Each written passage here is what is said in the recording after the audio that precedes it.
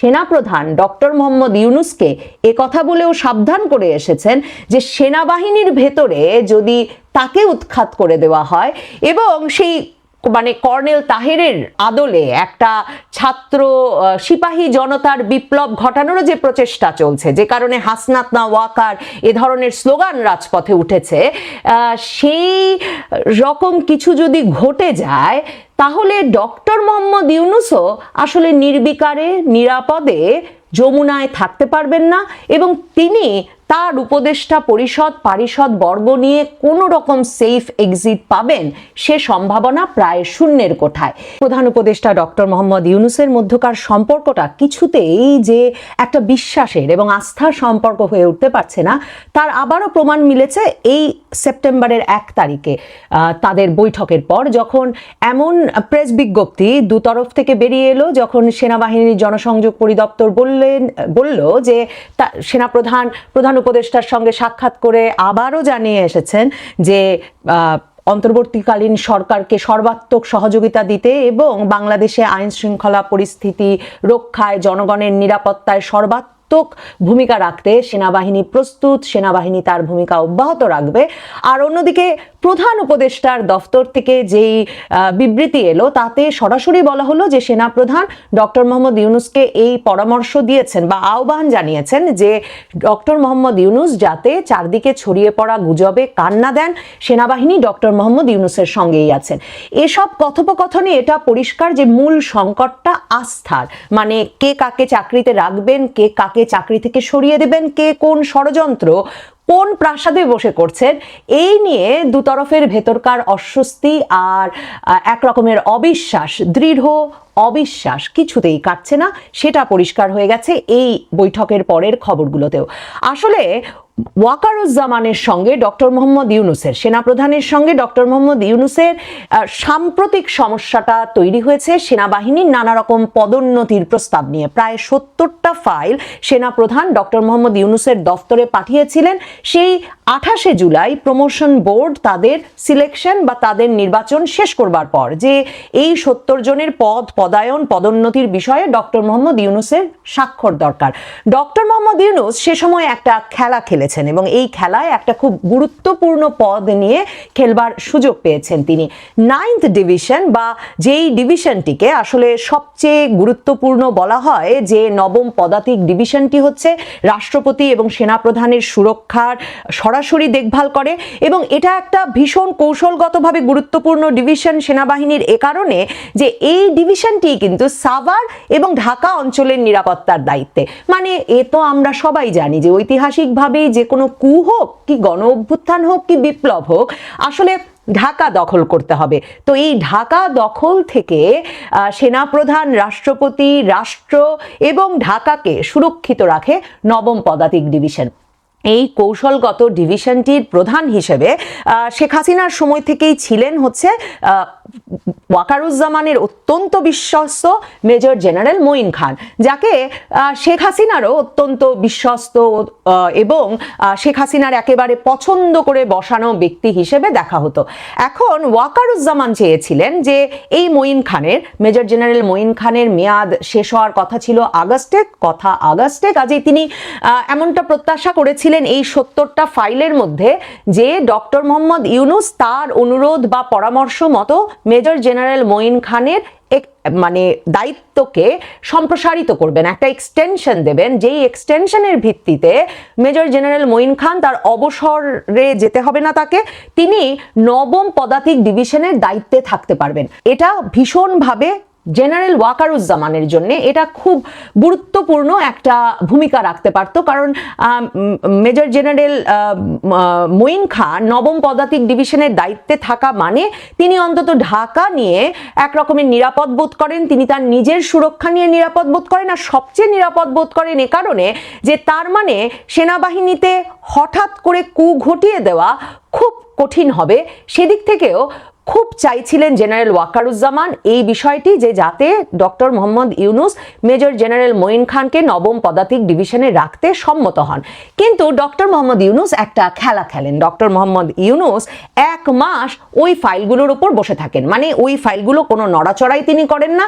এটা আবার তাকে পরামর্শ দেন ডক্টর মোহাম্মদ ইউনুস সেই ফেব্রুয়ারি থেকেই যাকে সেনাপ্রধান বানাতে চাইছেন ওয়াকারকে সরিয়ে, মানে দুদিকেই তো টানাপোড়েন চলছে, সেই লেফটেন্যান্ট জেনারেল কামরুল হাসান, যিনি প্রধান উপদেষ্টার দফতরে প্রিন্সিপাল স্টাফ অফিসার হিসেবে দায়িত্বরত আছেন।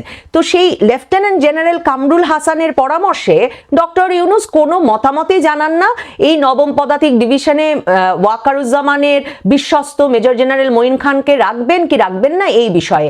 1 মাসের বেশি সময় ওই ফাইলগুলোতে কোনো নড়াচড়া না করার ফলে, মানে কোনো রকম স্বাক্ষর তো নাই এ বিষয়ে, কোনো মতামত, কোনো বক্তব্য, কোনো যোগাযোগ কিছুই সেনাপ্রধানের সঙ্গে না করার ফলে মেজর জেনারেল মঈন খানকে আগস্টের শেষে তার মেয়াদ শেষ হয়ে যাওয়ার পর একেবারে স্বয়ংক্রিয়ভাবে অটোমেটিক্যালি তাকে পদত্যাগ করতে হয়, মানে তাকে সরে যেতে হয়, অবসরে যেতে হয়। এবং তিনি অবসরে যাওয়ার পর সেই মঈন খানের জায়গায় যিনি আসেন সিনিয়রিটিতে, তিনি হচ্ছেন মেজর জেনারেল আসাদুল হক। এই মেজর জেনারেল আসাদুল হকের পদোন্নতি বা নবম পদাতিক ডিভিশনে এই পোস্টিং, এই পদায়নটা নিশ্চিত করা হয় কিন্তু 1 সেপ্টেম্বর ডক্টর মোহাম্মদ ইউনুসের সঙ্গে ওয়াকারুজ্জামানের বৈঠকের পর। ওয়াকারুজ্জামান হচ্ছেন এমন একজন ব্যক্তি যিনি সরাসরি কোনো বাদানুবাদে যেতে চান না, কোনো কারো জন্য খুব মানে একেবারে দৃঢ় অবস্থান নিয়ে লড়াইও করতে চান না। তিনি ডক্টর মোহাম্মদ ইউনুসকে তার প্রস্তাব জানিয়ে সরাসরি ইঙ্গিত দিয়েছিলেন যে তিনি চান মঈন খান নবম পদাতিক ডিভিশনে থাকুন, কিন্তু ডক্টর মোহাম্মদ ইউনুস এই ফাইল নিয়ে বসে থাকার মধ্যে মঈন খান, যিনি ওয়াকারুজ্জামানের বিশ্বস্ত, তিনি অবসরে চলে গেছেন। কিন্তু ওয়াকারুজ্জামান সেটা নিয়ে কোনো গন্ডগোল না করে 1 সেপ্টেম্বর ডক্টর মোহাম্মদ ইউনুসের দফতরে গিয়ে, যমুনায় গিয়ে এটা তাকে স্পষ্টত জানিয়ে আসেন যে এতগুলো ফাইল নিয়ে ডক্টর মোহাম্মদ ইউনুস বসে থাকলে তার পক্ষে সেনাবাহিনী চালানো সম্ভব হবে না। এবং সেই প্রেক্ষিতেই একটা নাড়াচাড়া শুরু হয় এই 70টা ফাইল নিয়ে, এবং মেজর জেনারেল আসাদুল হক নবম পদাতিক ডিভিশন অর্থাৎ ঢাকার আশপাশ সেনাপ্রধান, রাষ্ট্রপতি, ডক্টর মোহাম্মদ ইউনুস সকলের সুরক্ষা দেওয়ার জন্য প্রধানত দায়িত্বপ্রাপ্ত যেই ডিভিশনটি, সেই ডিভিশনের দায়িত্ব পান মেজর জেনারেল আসাদুল হক। মেজর জেনারেল আসাদুল হক গত মার্চ মাসে বগুড়াতে 11 পদাতিক ডিভিশনে পোস্টিং পেয়েছিলেন। মেজর জেনারেল আসাদুল হক বগুড়াতে পোস্টিং পেয়ে যাওয়ার পরেই বগুড়ার ক্যান্টনমেন্টে বঙ্গবন্ধুর যত মূর্তি, মিউরাল এসব ভাঙচুর করা হয়, এবং তিনি গিয়ে এই সিদ্ধান্ত দেন যে এই ডিভিশনের কোনো দফতরে বঙ্গবন্ধুর কোনো ছবি যাতে আর টানানো না হয় বা কোথাও যাতে কোনো রকম কোনো ছবি দেখতে না হয়। কাজেই মেজর জেনারেল আসাদুল হক যে আওয়ামী লীগ পন্থী নন সে বিষয়ে একেবারে সুস্পষ্ট প্রমাণ মেলে, আর সেনাবাহিনীর ভেতরে তাকে মেজর জেনারেল আসাদুল হককে মূলত বিএনপি জামায়াত ঘরানার হিসেবে চিহ্নিত করা হয়। কিন্তু ওয়াকারুজ্জামানের মূল লক্ষ্য ছিল তার প্রমোশন বোর্ড যেসব ব্যক্তিদের পদ, পদায়ন, পদোন্নতি নির্ধারণ করেছে, ডক্টর মোহাম্মদ ইউনুস যাতে তাতে সায় দেন এবং সেগুলো নিয়ে আর বসে না থাকেন। কারণ এখন যা দেখা যাচ্ছে তাতে হচ্ছে যে একটা স্বাভাবিক পদোন্নতির প্রক্রিয়াতেই 2001 থেকে 2006 এই সময়টায় বিএনপি জামায়াত সরকারের সময়ে, 4 দলীয় জোট সরকারের সময় যেই সেনা কর্মকর্তারা, কমিশন প্রাপ্ত যে সেনা কর্মকর্তারা দায়িত্ব নিয়েছিলেন, তারা এখন খুব স্বাভাবিকভাবে সিনিয়রিটিতেই তারা উচ্চ পদে যাচ্ছেন, colonel, brigadier, lieutenant general, major general হচ্ছেন, এবং এই ব্যক্তিদেরকে যাতে ওয়াকারুজ্জামান তার পদোন্নতি বোর্ডের পরামর্শক্রমেই সরকার নিয়োগ দিয়েছে এই বিষয়টি প্রমাণ করে ওয়াকারুজ্জামান সেনাবাহিনীর ভেতরে তার একটা আস্থার পরিবেশ এবং তিনি যে ন্যায্য সিদ্ধান্ত নিচ্ছেন এবং সেই সিদ্ধান্তে পাশে থাকছেন সেটা প্রমাণ করতে চাইছেন। কাজেই ওয়াকারুজ্জামান ওই 70টি পদ পদায়ন নিয়ে সক্রিয় হয়েছেন ডক্টর মোহাম্মদ ইউনুসের সঙ্গে সেই বৈঠকে গিয়ে। ডক্টর মোহাম্মদ ইউনুস এর মধ্যে একদিকে যেমন সেনাপ্রধানকে তার এই প্রমোশন ফাইলগুলো নিয়ে বসে থেকে তিনি মানে একরকম দেখতে চাইছিলেন সেনাপ্রধান কি প্রতিক্রিয়া দেখায় তার ভেতরে একরকমের মানে উত্তেজনা, ভীতি বলবো, আস্থার সংকট, কি জানি প্রতিশোধ নিয়ে ফেলে ওয়াকারুজ্জামান, সেদিকে তার দৃষ্টি, এসব চলছিল। ঠিক তখন যখন নুরুল হক নুরুর ওপর সেনাবাহিনীর সদস্যরা এই ফ্যাসিবাদ বিরোধী নেতার ওপর প্রবল প্রহার চালালো শুক্রবার দিন, তখন ডক্টর মোহাম্মদ ইউনূস একে একটা সরাসরি ইঙ্গিত হিসেবে দেখলেন যে সেনাপ্রধান তার বাহিনী নিয়ে ডক্টর ইউনূসের বাহিনীর বিরুদ্ধে দাঁড়িয়ে গেছে। কারণ হাসনাত আবদুল্লাহ থেকে ডক্টর ইউনূসের উপদেষ্টা পরিষদে থাকা আসিফ মাহমুদ, সজীব ভুইয়া প্রত্যেকেই বলতে থাকলেন যে এটা হচ্ছে সেনাপ্রধানের ভারতীয় ফ্যাসিবাদের দোসর, জাতীয় পার্টির মাধ্যমে আওয়ামী লীগকে আনার চক্রান্ত। রাশেদ খান, এবি পার্টি সহ জাতীয় নাগরিক পার্টি এনসিপির নেতৃবৃন্দ রাজপথে দাঁড়িয়ে বক্তৃতা দেওয়া শুরু করলেন যে ভারতীয় প্রেতাত্মা সক্রিয় হয়েছে সেনাবাহিনীর ভেতরে সেনাপ্রধান ওয়াকারুজ্জামানের নেতৃত্বে, এবং এই ভারতীয় প্রেতাত্মাদেরকে এক এক করে চিহ্নিত করে তাদেরকে নাকি সেনাবাহিনী থেকে বের করে দিতে হবে, না হলে সেনাবাহিনীর ভেতর থেকে বের করে এনে এদের বিচারের মুখোমুখি করতে হবে। এই বিষয়গুলো মাথায় নিয়ে ডক্টর মোহাম্মদ ইউনূস একদিকে যেমন ভাবছিলেন যে নুরুল হক নুরুকে পেটানো সেনাপ্রধানের তাকে দেওয়া ইঙ্গিত যে তিনি এদের এই সব তরুণ নেতাদের কারো আর কোনো মব সহ্য করবেন না, এবং সেনাপ্রধান রেগে গেছেন যে ডক্টর মোহাম্মদ ইউনূস প্রমোশনের ফাইলগুলো আটকে রেখেছেন। অন্যদিকে সেনাপ্রধান এসে ডক্টর মোহাম্মদ ইউনূসকে একদিকে যেমন বলেছেন আপনি গুজবে কান দেবেন না, তেমনি তিনি প্রধান বিচারপতিকে আলোচনার কেন্দ্রে নিয়ে এসেছেন। প্রধান বিচারপতির সঙ্গে আগের দিন দেখা করে তিনি এই গুজবকে একরকমের চাঙা করেছেন, যেই গুজবের সূত্রপাত হয়েছিল মার্কিন রাষ্ট্রদূতের প্রধান বিচারপতির সঙ্গে দেখা করার মাধ্যমে, যে নির্বাচনের আগে ডক্টর মোহাম্মদ ইউনূসকে সরিয়ে একটা অন্তর্বর্তীকালীন সরকার হতে পারে, একটা নির্বাচনকালীন সরকার হতে পারে, কিংবা আদালতের রায়ে তত্ত্বাবধায়ক সরকার ব্যবস্থা ফিরে আসতে পারে, যাতে প্রধান হিসেবে প্রধান বিচারপতি একটা ভূমিকা রাখতে পারেন।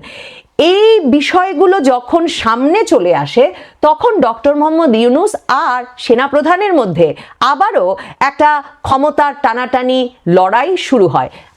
সেনাপ্রধান ওয়াকারুজ্জামান মূলত মনোযোগ দিচ্ছেন সেনাবাহিনীর ভেতরে তার কমান্ড স্ট্রাকচারটা ঠিক রাখতে, সেনাবাহিনীর ভেতরে আস্থার পরিবেশটা ঠিক রাখতে।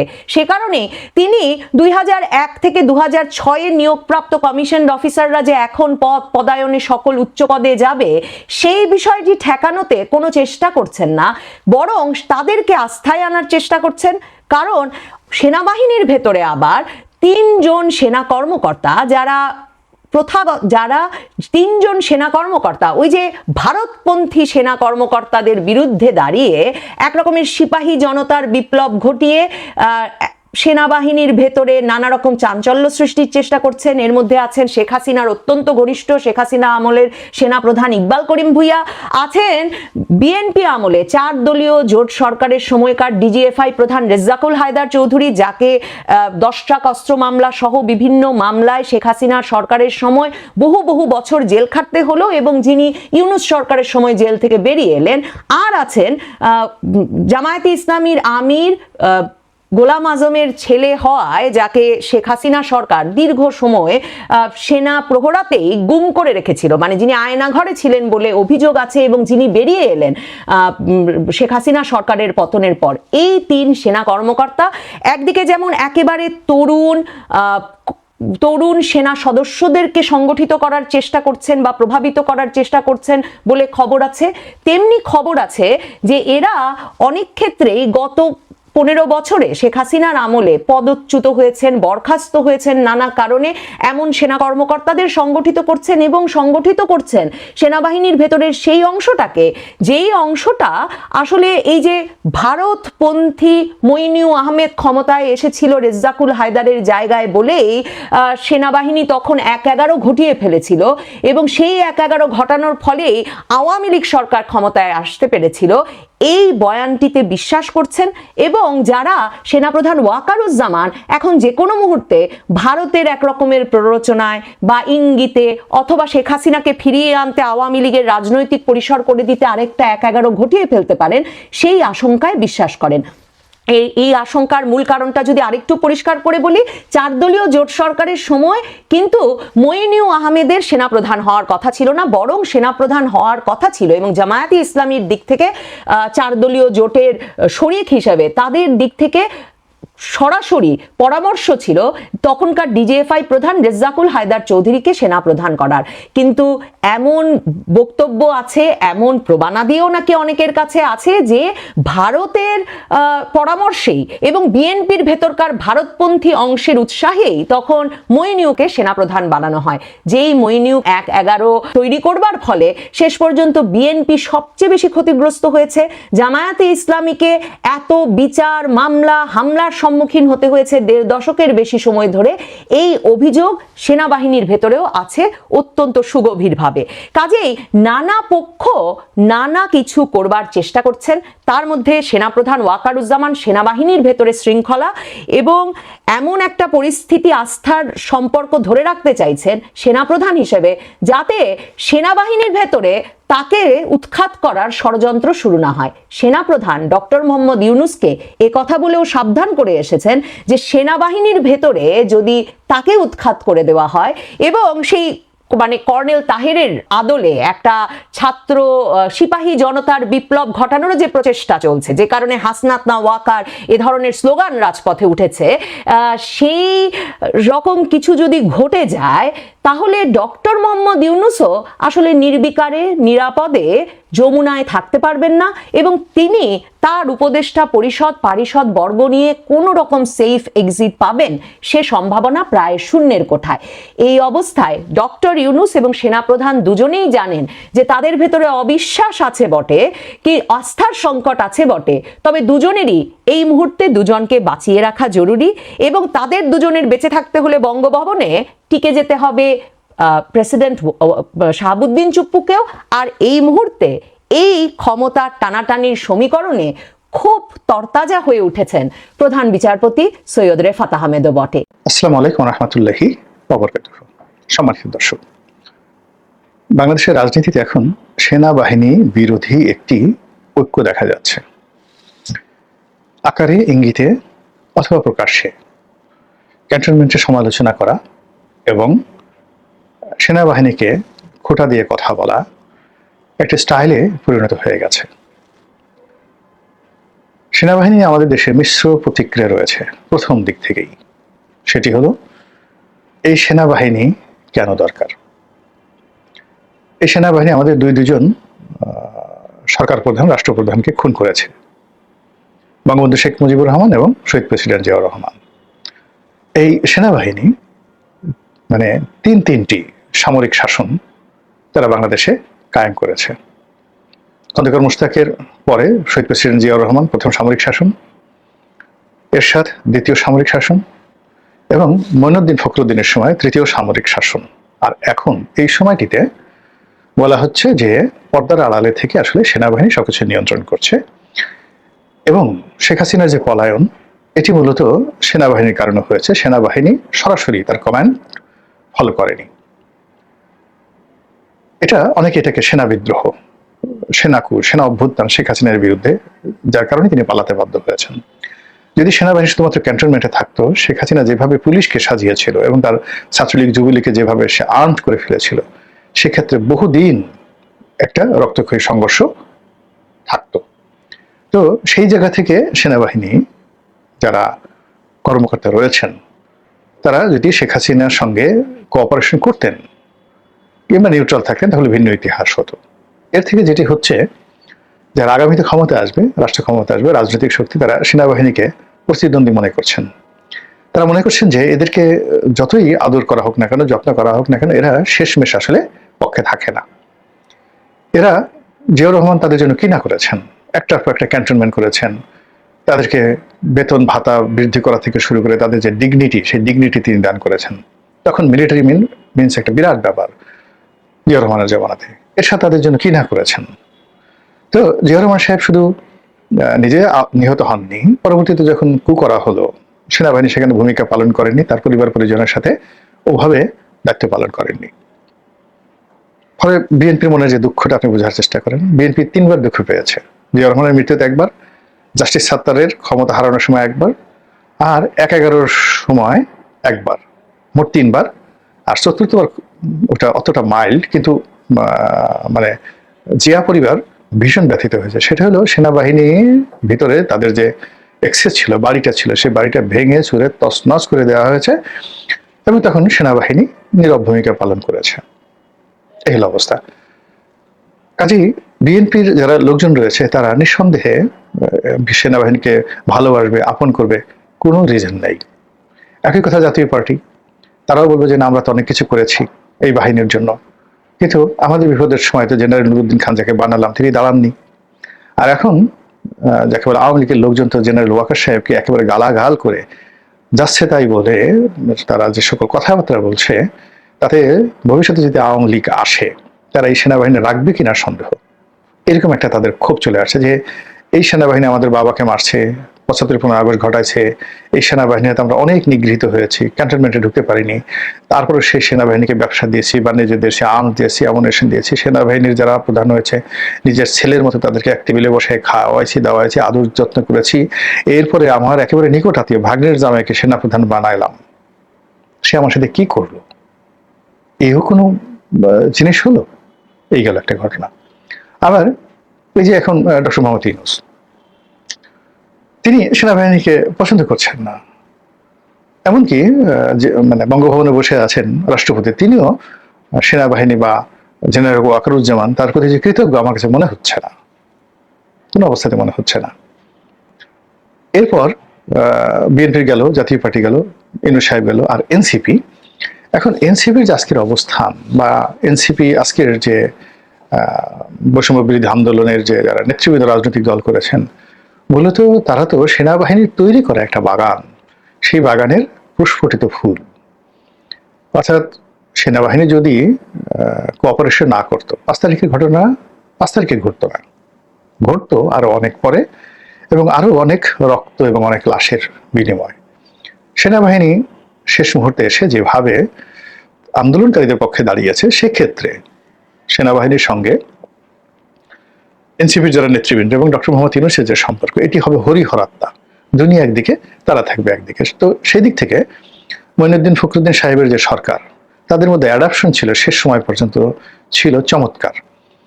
বেসামরিক যে সরকার সেনাবাহিনীর সমর্থন নিয়ে মানে ক্ষমতা পরিচালনা করেছে, তাদের একটা নিরাপদ প্রস্থান হয়েছে সেনাবাহিনীর কারণে, ইনস্টিটিউশনাল কারণে। আবার মঈনুদ্দিন সাহেবরা যারা ওই অভ্যুত্থান ঘটিয়েছেন, তারাও নিরাপদে চলে যেতে পেরেছিলেন। এর কারণ হলো আওয়ামী লীগের সঙ্গে তাদের একটা সমঝোতা করিয়ে দেওয়া হয়েছিল, ফলে তারা নির্বিঘ্নে চলে গিয়েছেন।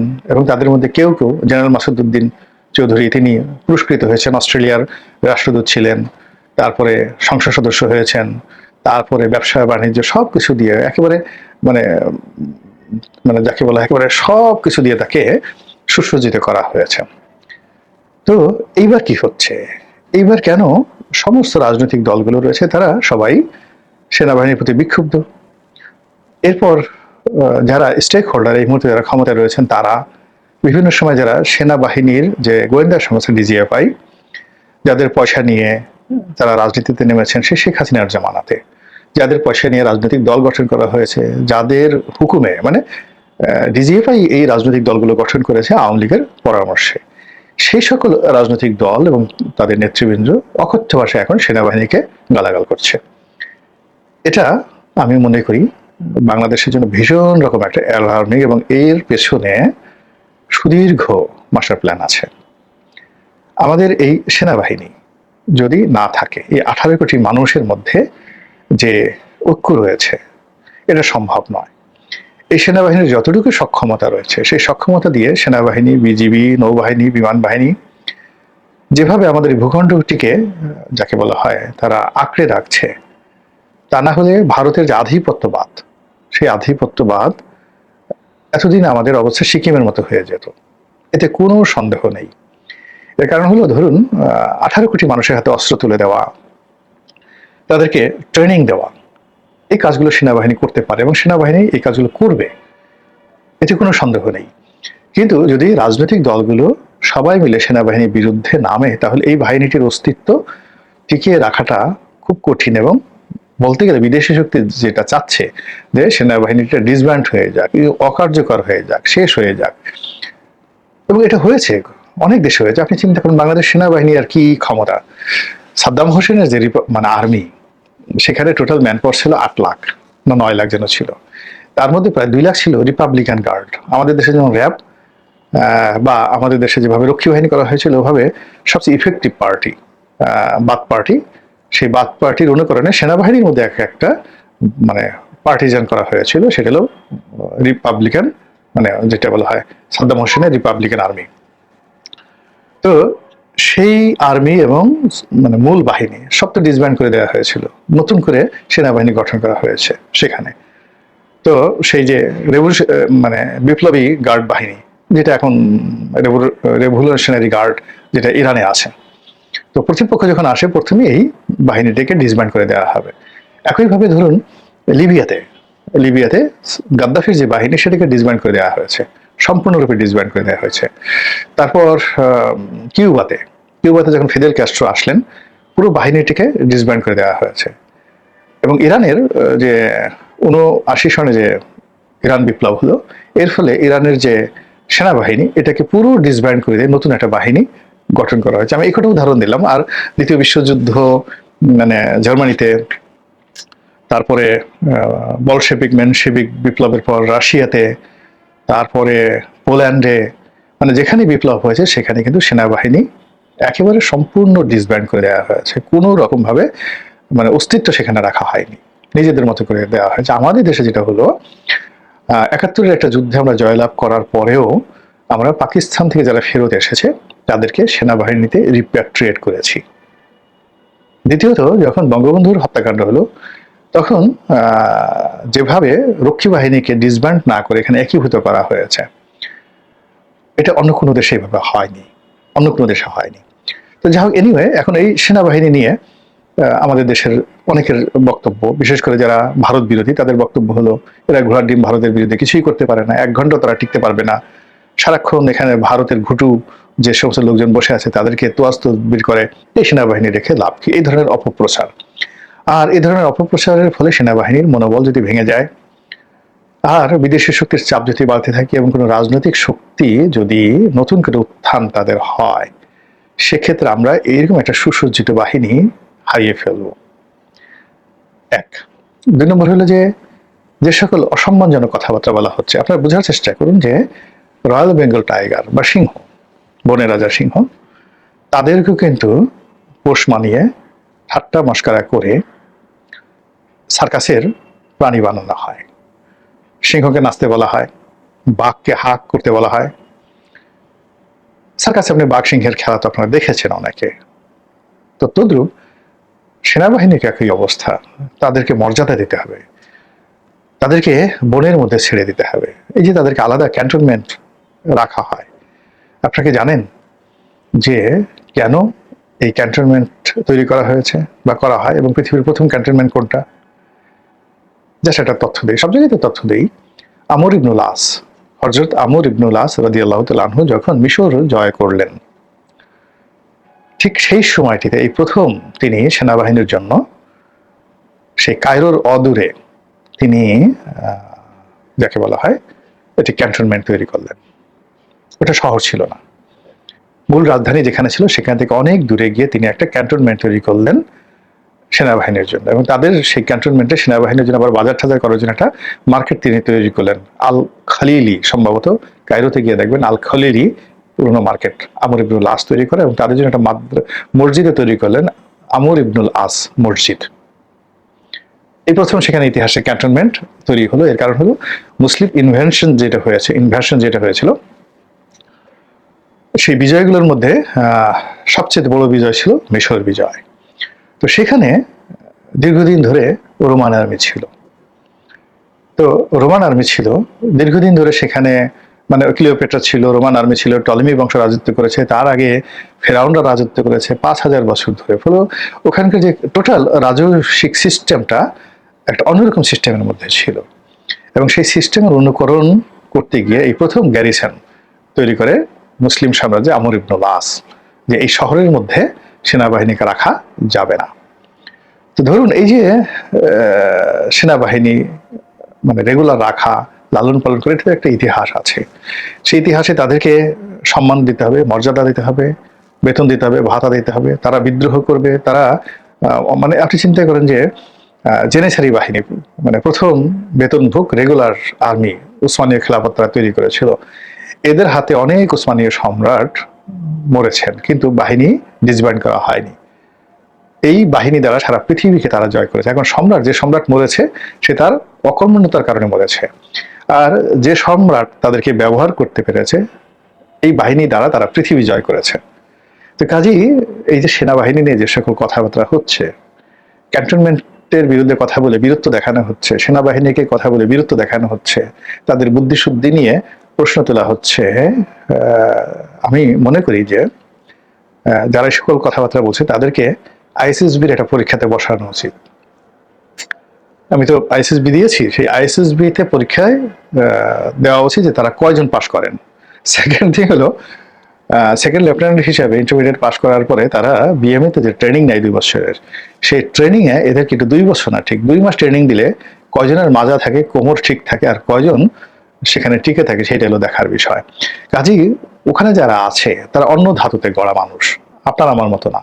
আমরা অনেকে ঘোড়া দেখলে ঘোড়া চলতে পারি না, এরা ঘোড়া চলতে জানে, এরা পাহাড়ে চলতে জানে, এরা প্যারাশুট দিয়ে লাফিয়ে পড়ে আকাশ থেকে, এরা বন্দুকের সামনে মরে যায়, যুদ্ধ করে। এইটা একটা আলাদা সম্প্রদায়, আলাদাভাবে ওদেরকে তৈরি করা হয়েছে। তাদের কাছ থেকে আমাদের মতো ব্যবহার আশা করাটা কোনো প্রায় প্রতিদিনই আপনি দেখবেন নতুন নতুন ইস্যু তৈরি হচ্ছে, নতুন নতুন আলোচনার বিষয় তৈরি হচ্ছে, নতুন নতুন ঘটনা ঘটছে। সুতরাং এই যে আপনি যে প্রশ্ন করলেন যে এই এতগুলি প্রশ্ন কেন, কেন গুজবের প্রশ্ন, কেন সেনাবাহিনীর প্রধান অমুকের সাথে দেখা করলেন, কেমন অমুকের সাথে দেখা করলেন, এর পেছনে কারণ কি থাকতে পারে, এই যে সব প্রশ্ন, এগুলি আমাদের মতো দেশে অনেকটা স্বাভাবিক। স্বাভাবিক এ কারণেই বললাম যে এই দেশে নির্বাচিত সরকার এবং অনির্বাচিত সরকার, 2 রকমের সরকারই আমরা অতীতেও দেখেছি, এবং অতীতেও নানান রকমের অস্বাভাবিক সব কার্যকলাপ ঘটতেও দেখেছি, নির্বাচিত সরকারের সময়ও, অনির্বাচিত সরকারের সময়ও। বর্তমানের যে অনির্বাচিত সরকারটি, যেটি আমি শুরুতেই বলছিলাম যে এই সরকারটি নেপথ্য থেকে কে চালাচ্ছে এইটি কেউই বলতে পারছে না। এমনকি এই সরকারের ভেতর যারা আছে তারাও সম্ভবত জানে না যে তাদেরকে কে পরিচালনা করছে। কেউ বলছে এটি নেপথ্যে সেনাবাহিনী চালায়, কেউ বলছে নেপথ্যে এটি বিএনপি চালায়, কেউ বলছে নেপথ্যে এটি জামাতে ইসলামী চালায়। মোটামুটি যদি আমি মোটা দাগে বলি, দেখতে মনে হয় যে জামাতে ইসলামী যা বলে মোটামুটি তাই তারা করে, সেই অর্থে জামাতে ইসলামী চালায়।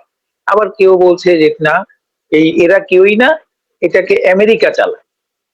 সুতরাং সব মিলিয়ে একটা ধোঁয়াশার মধ্যে আমরা আছি যে এই অন্তর্বর্তী সরকার, যেটি অনির্বাচিত একটি সরকার এবং যেটির কোনো আইনগত ভিত্তি এখন পর্যন্ত দেয়া যায়নি, তাদেরকে কে চালাচ্ছে।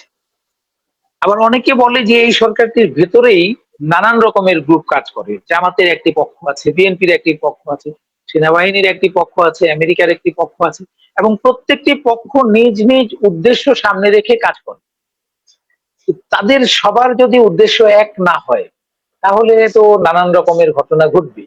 এই পক্ষ যখন কিছু করে অন্য পক্ষ জানে না, আরেক পক্ষ যখন কাজ করে তখন এই পক্ষ জানে না, এরকম একটি অবস্থার মধ্যে আমরা চলেছি এখন।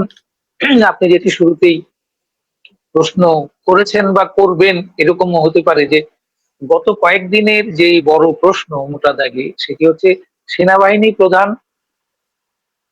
আমাদের প্রধান বিচারপতির সঙ্গে দেখা করেছে, তার বাসায় গিয়ে দেখা করেছে। এর পেছনে কি উদ্দেশ্য থাকতে পারে? কারণ অতীতে আনুষ্ঠানিকভাবে এরকম কিছু দেখা যায়নি যে সেনাবাহিনী প্রধান বিচারপতির সাথে গিয়ে দেখা করেছে। এর পরপরই আমরা দেখলাম যে একই দিনে তিনি রাষ্ট্রপতি এবং প্রধান উপদেষ্টার সঙ্গেও দেখা করেছেন। এর পেছনে আরো দুজনের দুটি বক্তব্য একটু আপনাদেরকে মনে করিয়ে দিতে চাই। সেটি হচ্ছে যে গত 2-3 দিন যাবত যে বিএনপি বলছিল যে ফেব্রুয়ারিতে নির্বাচন হবেই, নির্বাচন নিয়ে কোনো সমস্যা নেই, তারা গত 2-3 দিন যাবত তাদের কোনো নেতা বলছিলেন যে নির্বাচন নিয়ে কেউ কোনো ষড়যন্ত্র করছে। গতকাল বিএনপির ভারপ্রাপ্ত চেয়ারম্যান তারেক রহমান সাহেব নিজেই বলেছেন যে নির্বাচন নিয়ে কেউ কেউ ষড়যন্ত্র করছে। এই প্রথমবারের মতো তিনি নির্বাচন নিয়ে ষড়যন্ত্র চলছে বলে প্রকাশ্যে বললেন। এর আগে এই অন্তর্বর্তী সরকারের যে পোষ্য একটি রাজনৈতিক দল জাতীয় নাগরিক পার্টি, আমি পোষ্য শব্দটি ব্যবহার করলাম এই অর্থে যে এখন পর্যন্ত সকল কার্যকলাপে এই অন্তর্বর্তী সরকার সবার কাছে প্রমাণ করতে চাইছে যে এই দলটি তাদেরই দল। তো এই দলের কয়েকজন নেতা বলেছেন যে আবারও 111 আনার চেষ্টা চলছে। 111 মানে হচ্ছে সেনা সমর্থিত তত্ত্বাবধায়ক সরকার, আমরা যেটি 2007 সালে দেখেছি। এই কথা থেকে একটি জিনিস বোঝা যায় যে বর্তমানে যে সরকারটি, এটি সেনাবাহিনী চালাচ্ছে না। এটি নিশ্চিত হওয়া গেল এই এনসিপি নেতাদের বক্তব্যে যে বর্তমান সরকারটি সেনাবাহিনী চালাচ্ছে না বলেই এনসিপি থেকে ওই ধরনের একটি সন্দেহ হচ্ছে যে আগামীতে হয়তো সরাসরি সেনাবাহিনী চালাবে এরকম একটি সরকার গঠনের চেষ্টা চলছে বা ষড়যন্ত্র চলছে। এর আগে বিএনপির পক্ষ থেকে যখন ফেব্রুয়ারির যে নির্বাচনের বিষয়টি পরিষ্কার করা হয় অন্তর্বর্তী সরকার প্রধানের সাথে কথা বলে, তখন থেকে জামাত ইসলামী এবং এনসিপি তাদের ভিন্ন দুই রকমের দাবি নিয়ে অনড় ছিল যে ফেব্রুয়ারিতে নির্বাচন হতেই দেবে না। নির্বাচন যদি হতে না দেয় তাহলে কি হতে পারে? সেটি হচ্ছে যে বর্তমান অন্তর্বর্তী সরকার দীর্ঘদিন ক্ষমতায় থাকতে পারে, অথবা ওই যে সেনা সমর্থিত তত্ত্বাবধায়ক সরকার সেটি হতে পারে। সেনাবাহিনীর ভিতরে তো এমনও চিন্তা হতেই পারে যে দীর্ঘকালীন যদি সরকার থাকতেই হয় তাহলে আমাদেরও একটি স্টেক থাকা দরকার, কারণ তারা রাস্তাঘাটে নানান রকমের দায়িত্ব পালন করছে, নানান কিছুর দায় দায়িত্ব তাদেরকে নিতে হচ্ছে। এইসব দায় দায়িত্ব যদি নিতেই হয় তাহলে পরিপূর্ণভাবে নেয়াই ভালো। সেক্ষেত্রে তো সেনা সমর্থিত তত্ত্বাবধায়ক সরকারের একটি ষড়যন্ত্র বলি, সন্দেহ বলি, সেরকম চিন্তা ভাবনা হয়ে থাকতেও পারে, যেটি গুজব আকারে গত কয়েকদিন যাবৎ বেশ ভালো রকমের ডালপালা ছড়িয়েছিল, যেই গুজবটি প্রধান উপদেষ্টার কান পর্যন্ত গেছে এবং সেনাবাহিনী প্রধান আজকে সেনা প্রধান ওই অন্তর্বর্তী সরকারের প্রধান উপদেষ্টাকে গিয়ে বুঝিয়েছেন যে এই ধরনের গুজবে কান দেবেন না। অর্থাৎ সেনাবাহিনীর ভেতরেও এই গুজবটি আছে। এটি প্রমাণ হলো সেনা প্রধানের বক্তব্যে এই গুজবটি আছে। এখন আমাদের বাংলায় একটি প্রবাদ আছে যে যাহা রটে তাহা তো কিছু বটে। আসলে কি সেনাবাহিনীর ভিতরে কিছু হচ্ছে? আমার ব্যক্তিগত অবজারভেশন হচ্ছে যে সেনাবাহিনী এখনই আমাদের দেশের ক্ষমতা নেয়া বা দায়িত্ব নেয়া সম্ভবত ওই অবস্থায় নেই। না থাকার কারণটি হচ্ছে এখনকার সেনাবাহিনী, আমরা যতদূর খবর পাই, একদম শীর্ষ থেকে নিচের পর্যায় পর্যন্ত ঐক্যবদ্ধ নয় বলতে একক কমান্ডের অধীনে সুদৃঢ় কমান্ড প্রতিষ্ঠা করতে পেরেছে কেউ, এরকমটি নয়। আমরা প্রায়ই শুনি যে সেনা প্রধানের চাইতে অমুক জেনারেলের ক্ষমতা বেশি, অমুক জেনারেলের কথায় সেনাবাহিনী চলে। আবার নিশ্চয়ই সেনা প্রধানেরও অনুসারী আছে। অর্থাৎ ওই জায়গায় দুটি ভাগ আছে বলেই মনে হচ্ছে। আর যদি দুটি ভাগ হয়ে থাকে তাহলে সেনাপ্রধান এর আগে বারবার বলেছেন যে তার এই রাষ্ট্র ক্ষমতা গ্রহণ করার কোনো ইচ্ছা নাই। এই একটি গ্রুপ আমরা পেলাম যাদের রাষ্ট্র ক্ষমতা দখলের বা গ্রহণ করার ইচ্ছা নেই। তাহলে অন্য আরেকটি গ্রুপ রয়ে গেল, যেই গ্রুপটি হয়তোবা ক্ষমতা বা রাষ্ট্র দায়িত্ব নেয়ার জন্য প্রস্তুত হচ্ছিল। তারা যতক্ষণ পর্যন্ত এক না হতে পারবে ততক্ষণ পর্যন্ত আমাদের সেনাবাহিনী, সেটা আমরা 2007 সালের সেনা সমর্থিত তত্ত্বাবধায়ক সরকারই বলি, এরশাদ সাহেবের মতো বা জিয়াউর রহমান সাহেবের মতো সরাসরি ক্ষমতা নিয়ে নেওয়া সেনাবাহিনীর পক্ষ থেকে বলি, এরকম কিছু ঘটবে না। আগে সেনাবাহিনীর মধ্যে একতা আসতে হবে, তাদের মধ্যে একটা ইউনিফর্মিটি আসতে হবে যে সবাই এই জিনিসটি চায়। তখন কাকে কাকে সামনে রেখে করবে, কাকে পেছনে রেখে করবে, সেগুলি পরের প্রশ্ন আসবে।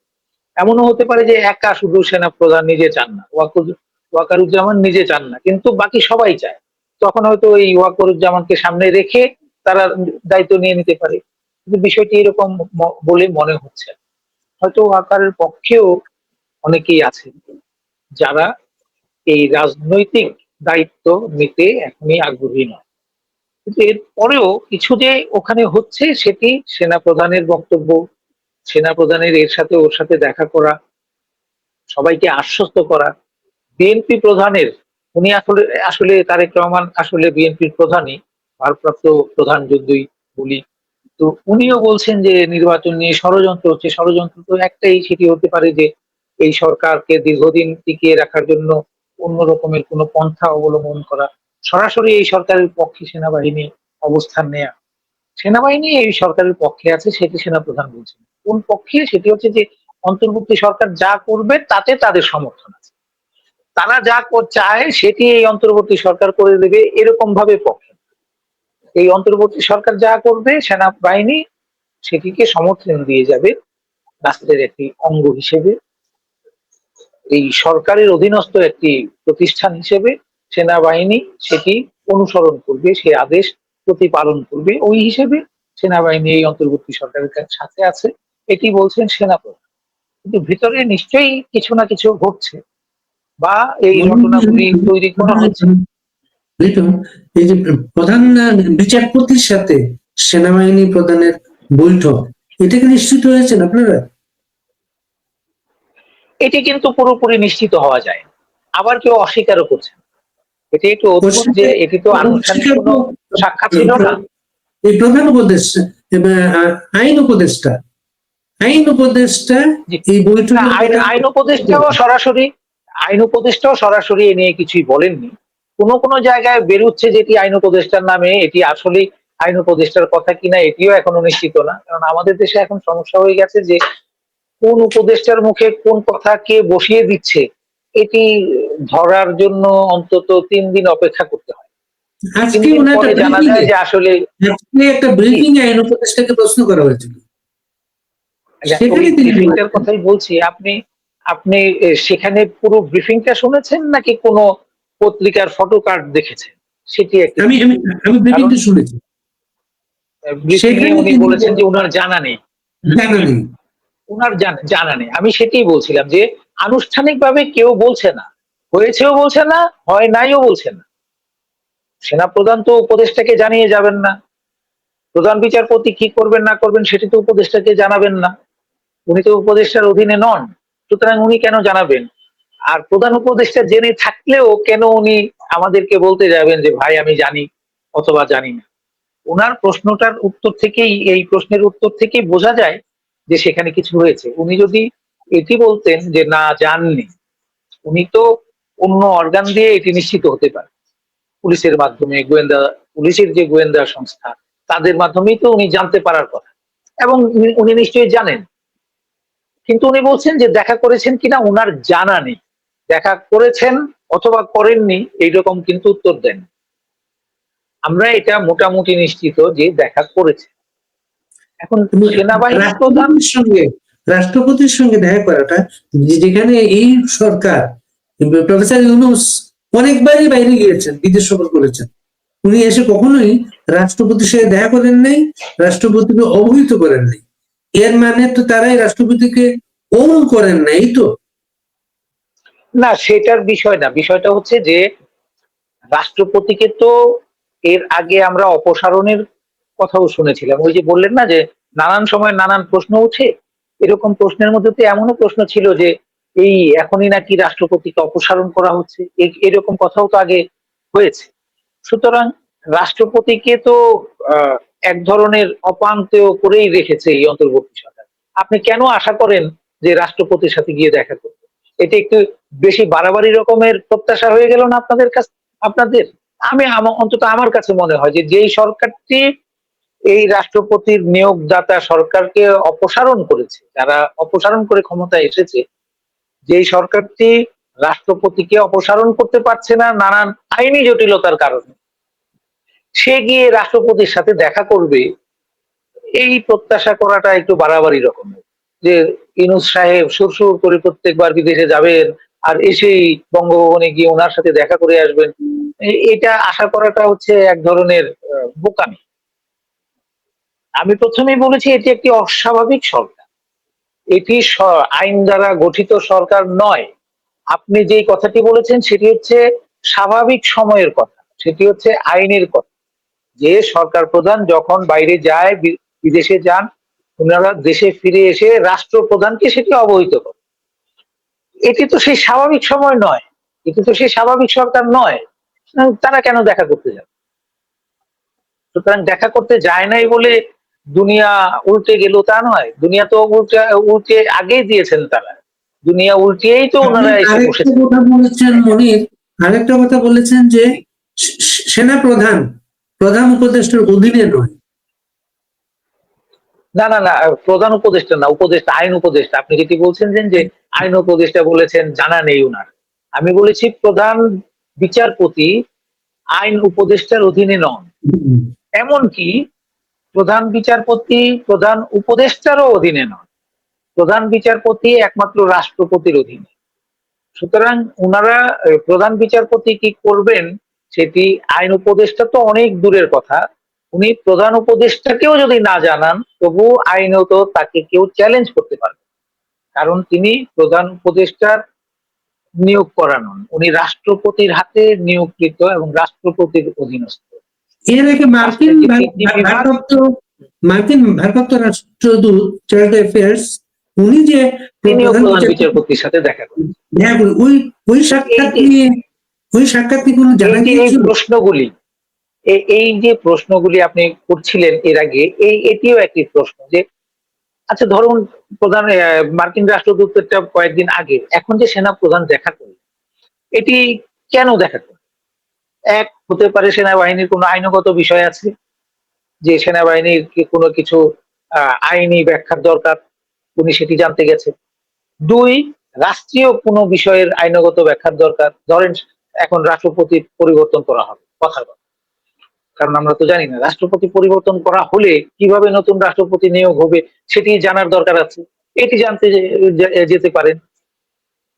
তিন, এই সরকারটি সরিয়ে দিয়ে নতুন আরেকটি সরকার বসাতে চায় এই সেনাবাহিনী, কথা, তো সেটি আইনগত ভাবে কিভাবে বৈধতা দেয়া যায়, আইনগত ভাবে এর কোনো ফাঁক ফোকর খুঁজে পাওয়া যায় কিনা সেটি জানতে যেতে পারেন।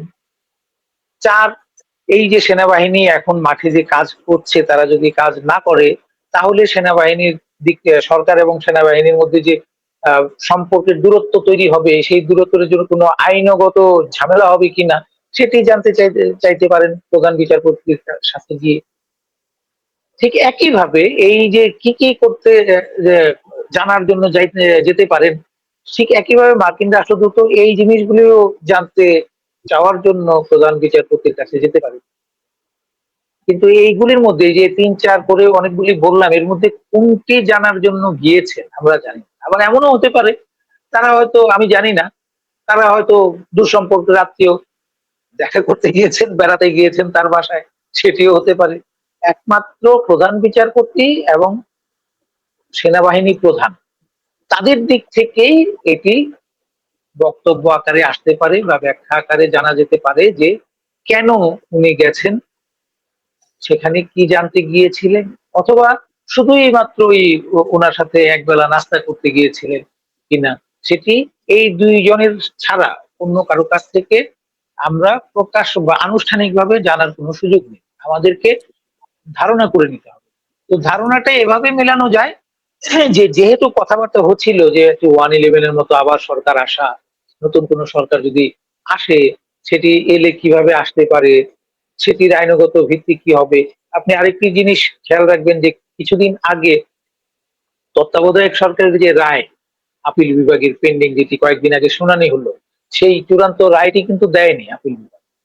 রিভিউ যে রায়, তারা আরো একটু হিয়ারিং নিতে চান, আরো একটু বুঝতে চান। প্রধান বিচারপতি এটি বলেছেন যে তারা টেকসই একটি ব্যবস্থা চান, সাময়িক কোনো ব্যবস্থার বদলে টেকসই একটি ব্যবস্থা যাতে হয়, প্রধান বিচারপতি এটি বলেছে। অর্থাৎ আমাদের আইন অঙ্গন থেকে বলা হয়েছে যে তত্ত্বাবধায়ক সরকারের ব্যবস্থাটাকে আরো টেকসই করতে হবে।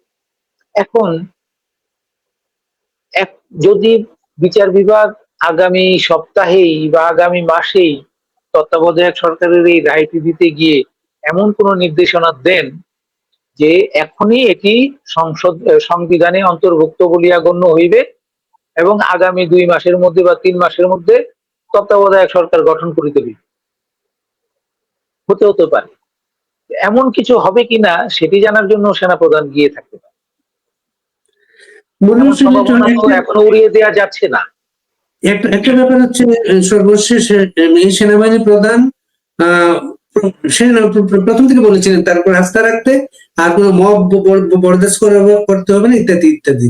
সেনাবাহিনী প্রধানকে প্রথম বা সেনাবাহিনীকে প্রথম মবের বিরুদ্ধে ভূমিকা দেখলাম আমরা সম্প্রতি গণ অধিকার পরিষদ নেতাকে, যে লাঠপেটা, এরপরই সরকার থেকে বলা হলো বিচার বিভাগীয় তদন্ত কমিশন করা হবে। না, এখানে এখানে এখানে একটু আপনাকে আমার ব্যক্তিগত মতটা জানাই, তাহলে আমার ধারণা যে আপনার দর্শকদেরও বুঝতে সুবিধা হবে। সেটি হচ্ছে যে আপনি যেটি বললেন যে এই প্রথম মব ঠেকানোর জন্য সেনাবাহিনীর ভূমিকা দেখেছেন, আমি কিন্তু তা মনে করি না। কেন মনে করি না সেটি বলছি। ঠিক এর পরদিনই কিন্তু ওই মব গিয়ে জাতীয় পার্টির অফিসে আগুন দিয়েছে। সেদিন কিন্তু সেনাবাহিনী জাতীয় ওই আগুন দেয়া ঠেকায়নি। তার মানে হচ্ছে আগের দিনের ঘটনাটি ছিল পুরোটাই আকস্মিক একটি ঘটনা, অ্যাক্সিডেন্টাল ঘটনা। আমি যদিও আমি আমার ঘরোয়া আড্ডায় বলেছি বিষয়টা, আমি কোথাও লিখিনি বা ইয়ে করিনি, আপনার মাধ্যমে আপনার দর্শকদেরকে এ সম্পর্কে একটু বলি। সেটি হচ্ছে যে গণ অধিকার পরিষদ কয়েকদিন আগে থেকে শুরু করলো হঠাৎ করে যে জাতীয় পার্টিকে নিষিদ্ধ করতে হবে। এর আগের যতগুলি মব হয়েছে, যতগুলি দাবি দেওয়া হয়েছে, সব এনসিপি কে দিয়ে তোলানো হয়েছে। এই প্রথম জাতীয় পার্টিকে নিষিদ্ধের দাবিটি এনসিপি কে দিয়ে তোলানো। এখন নূর সাহেবরা যখন গেলেন, তারা হয়তোবা আশা করেছিলেন যে ওখানে পুলিশের যে লোকজন আছে, আর্মির যে লোকজন আছে, তারা ওই কাজটি করতে দেবে। কারণ তাদেরকে নিশ্চয়ই অন্তর্বর্তী সরকারের পক্ষ থেকে বলে দেওয়া হয়েছে যে এই হবে, তোমরা সেগুলি করতে দিও। অতীতের মতো, অতীতে যেরকম আমরা দেখেছি 32 নম্বর ভাঙার ঘটনা বলি, আওয়ামী লীগকে নিষিদ্ধ করার ঘটনা বলি, সবকিছুই তো ওই রকমই ছিল যে তোমরা এটা করো, তারপরে এটা করে দিচ্ছি, অনেকটা এরকম।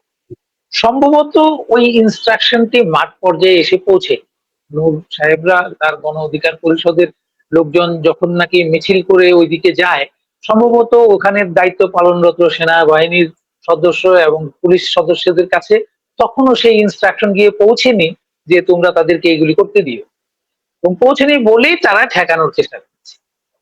আমি সেদিন প্রেস ক্লাব থেকে এই রাস্তা হয়ে আমি সব ওই দিন আমি প্রেস ক্লাব থেকে ওই রাস্তায় বাড়ি আসতে পারিনি নির্ধারিত সময়ে, কারণ রাস্তাটি এই গন্ডগোলের কারণে বন্ধ হয়ে গিয়েছে। যখন বাস চলাচল শুরু হয়, আমি যে বাসটিতে উঠি, ওই বাসটিতে ওই সেই জাতীয় পার্টির অফিসের কাছাকাছি থেকেই একটা ছেলে উঠেছে। সে বলল যে সে বিকেল থেকে ওই এলাকায় ছিল, কখন কি ঘটেছে সবকিছু দেখেছে। সে বাসে উঠে সবার কাছে বর্ণনা করছিল ঘটনা। তার বর্ণনা অনুযায়ী গণ অধিকার পরিষদের নূরকে হঠাৎ করেই যে পিটুনি শুরু করলো, গেল কেন, সেরকম ছিল।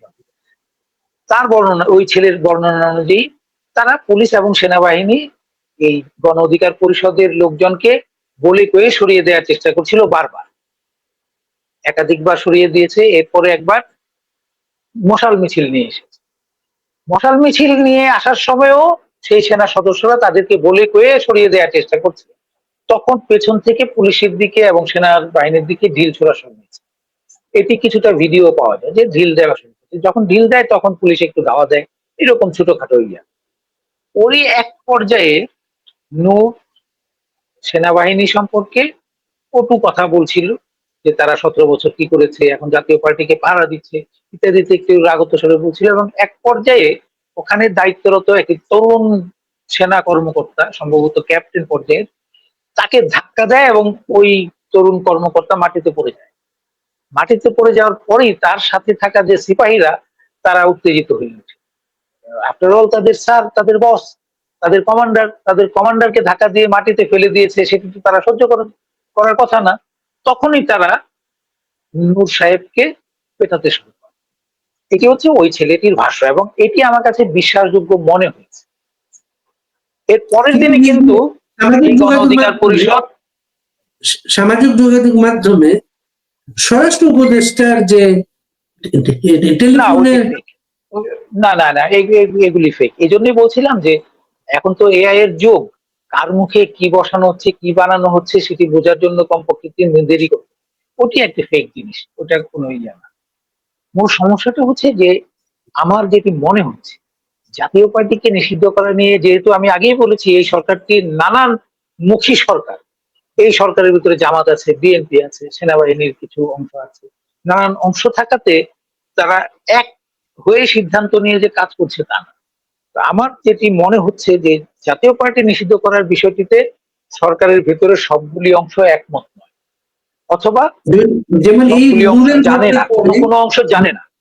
নূরের আপনারা ঘটনার পরে, জানেন যে, জি নূরের ঘটনার পরে জামাতে ইসলামী বললো তারা জাতীয় পার্টি জি নিষিদ্ধের পক্ষে।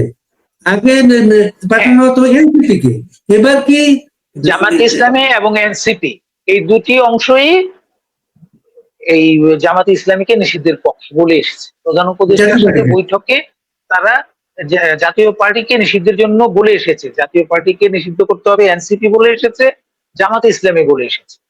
তারা জাতীয় পার্টিকে নিষিদ্ধ দেখতে চায়, এটি বলে এসেছে। আগেই বলেছি যে এই সরকারের ভিতরে তো তাদের অংশ আছে, এখন হয়তো তারাও এই সিদ্ধান্তটি নিয়েছে সরকারের ভিতরে, কিন্তু সরকারের ভিতরে যে অন্য অংশগুলি, বিএনপির অংশ, সেনাবাহিনীর অংশ, আমেরিকান অংশ, তারা হয়তো সেটি চায় না, অথবা তাদের সাথে এরা আলাপ না করেই গণ অধিকার পরিষদকে নামিয়ে দিয়েছে, এমনটি হতে পারে। এই যে জাতীয় তাদের পার্টি মধ্যে সমন্বয়হীনতা, ভালো কাজ বলি খারাপ কাজ বলি, কোনো কাজে সমন্বয় নেই। ধরেন একজনকে মারতে যাবে, এই মারার জন্য তাদের যে আমেরিকান অংশ, সেনাবাহিনী অংশ, বিএনপি অংশ, জামাত অংশ, জামাত আর এনসিপি একই জিনিস, এই যে চারটা অংশ, তারা যদি এক হয়ে কাউকে মারতে যায় তখন কিন্তু এক রকমের বিষয় দাঁড়াবে। আবার যখন নাকি দেখা যাবে যে জামাত আর এনসিপি মিলে সিদ্ধান্ত নিল, এনসিপির অংশটা যে সরকারের ভিতরে তারা সিদ্ধান্ত নিল একজনকে মারবে, তখন কিন্তু অন্য যে অংশ তারা এটার বিরোধিতা করবে, তারা এটা সমালোচনা করবে, তখন এটা নিয়ে একটা ভজঘট তৈরি হবে। এবং সেটির প্রমাণ আমরা দেখতে পাচ্ছি যে উপদেষ্টা আসিফ নজরুল তিনি তীব্র প্রতিবাদ জানাচ্ছেন নূরের উপর হামলা।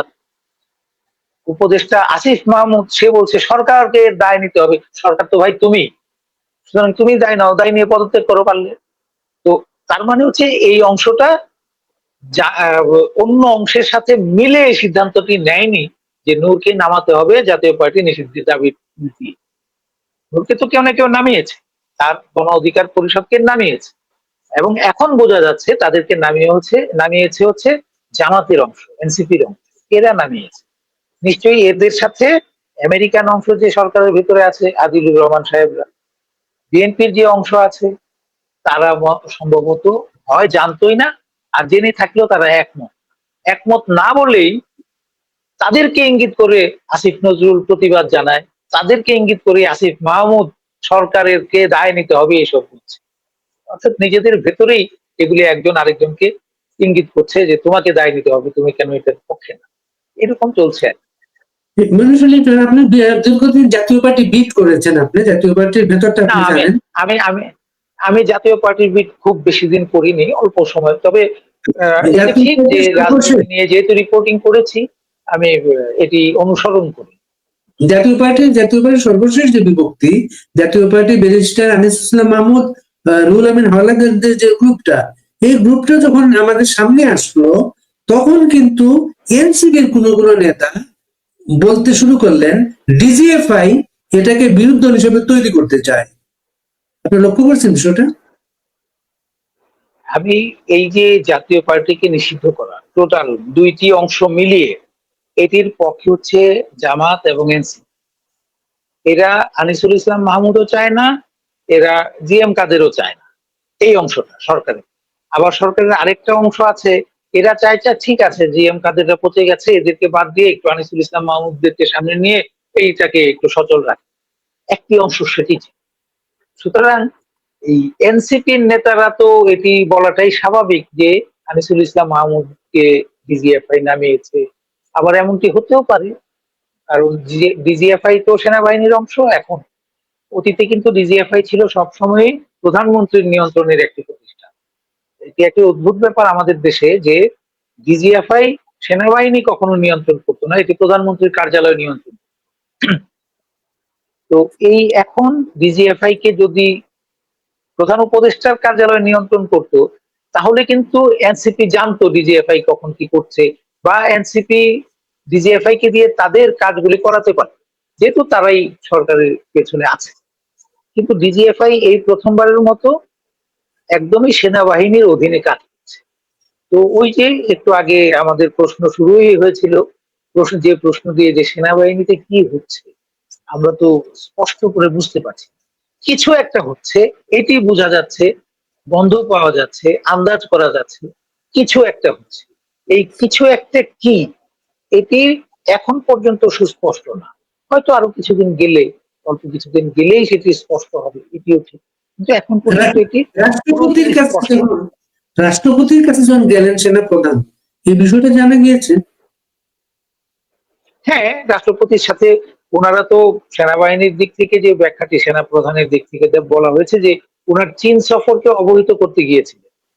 রাষ্ট্রপতিকেও অবহিত করতে গেছেন, প্রধান উপদেষ্টাকেও অবহিত করতে। এখন অবস্থা হয়েছে যে রাষ্ট্রপতির তো কোনো স্টাফ আছে বলে মনে হয় না। যে কয়েকজন ব্যক্তিগত কর্মকর্তা আছেন তারা তো বাইরে কথা বলতে পারে। সুতরাং সেখানে তাদের মধ্যে কি কথা হয়েছে আমরা সেটিও আপাতত জানতে পারবো না। হয়তো কোনো না কোনো সময় রাষ্ট্রপতি নিজে যদি বলেন, অথবা তার কোনো কর্মকর্তা যদি আস্তে ধীরে সেগুলি বাইরে ছড়ান, তাহলে হয়তো বা আসবে, কিন্তু এক্ষুনি আসছে না। কারণ এই ধরনের একটি গুমট পরিস্থিতিতে কেউই সহজে মুখ খুলতে চায় না। আপনি জানেন এই যে গুমট নির্বাচিত পরিস্থিতির সরকার যখন কারণেই থাকে।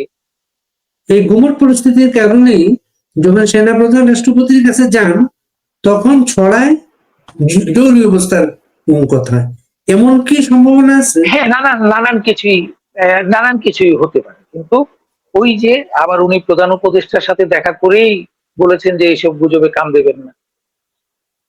সেনাপ্রধান বলে এসেছেন যে আহ, অন্তর্বর্তী সরকার যেভাবে কাজ করছে তাকে সমর্থন দিয়ে যাওয়াই সেনাবাহিনীর কাজ। সুতরাং জরুরি অবস্থার সম্ভাবনা যেটা, আমি আগেই বলেছি যে সেনাবাহিনীর ভিতরে আমরা যা শুনতে পাচ্ছি দুটি অংশ কাজ করছে। একটি হচ্ছে সেনা প্রধানের অংশ, আরেকটি হচ্ছে অন্যদের একটি। এখন সেনা প্রধানের অংশ যে এটি চায় না, সেটি আমরা গত কিছুদিন, বেশ কিছুদিন, এই অন্তর্বর্তী সরকার গঠনের পর থেকে এখন পর্যন্ত নানান কাজে বুঝে গেছি যে এই অংশটি, সেনা প্রধানের অংশটি, সেটি করতে চায় না বা করতে পারছে না। তারা যা চায় তা করতে পারছে না, অথবা আসলে এগুলি চায় না।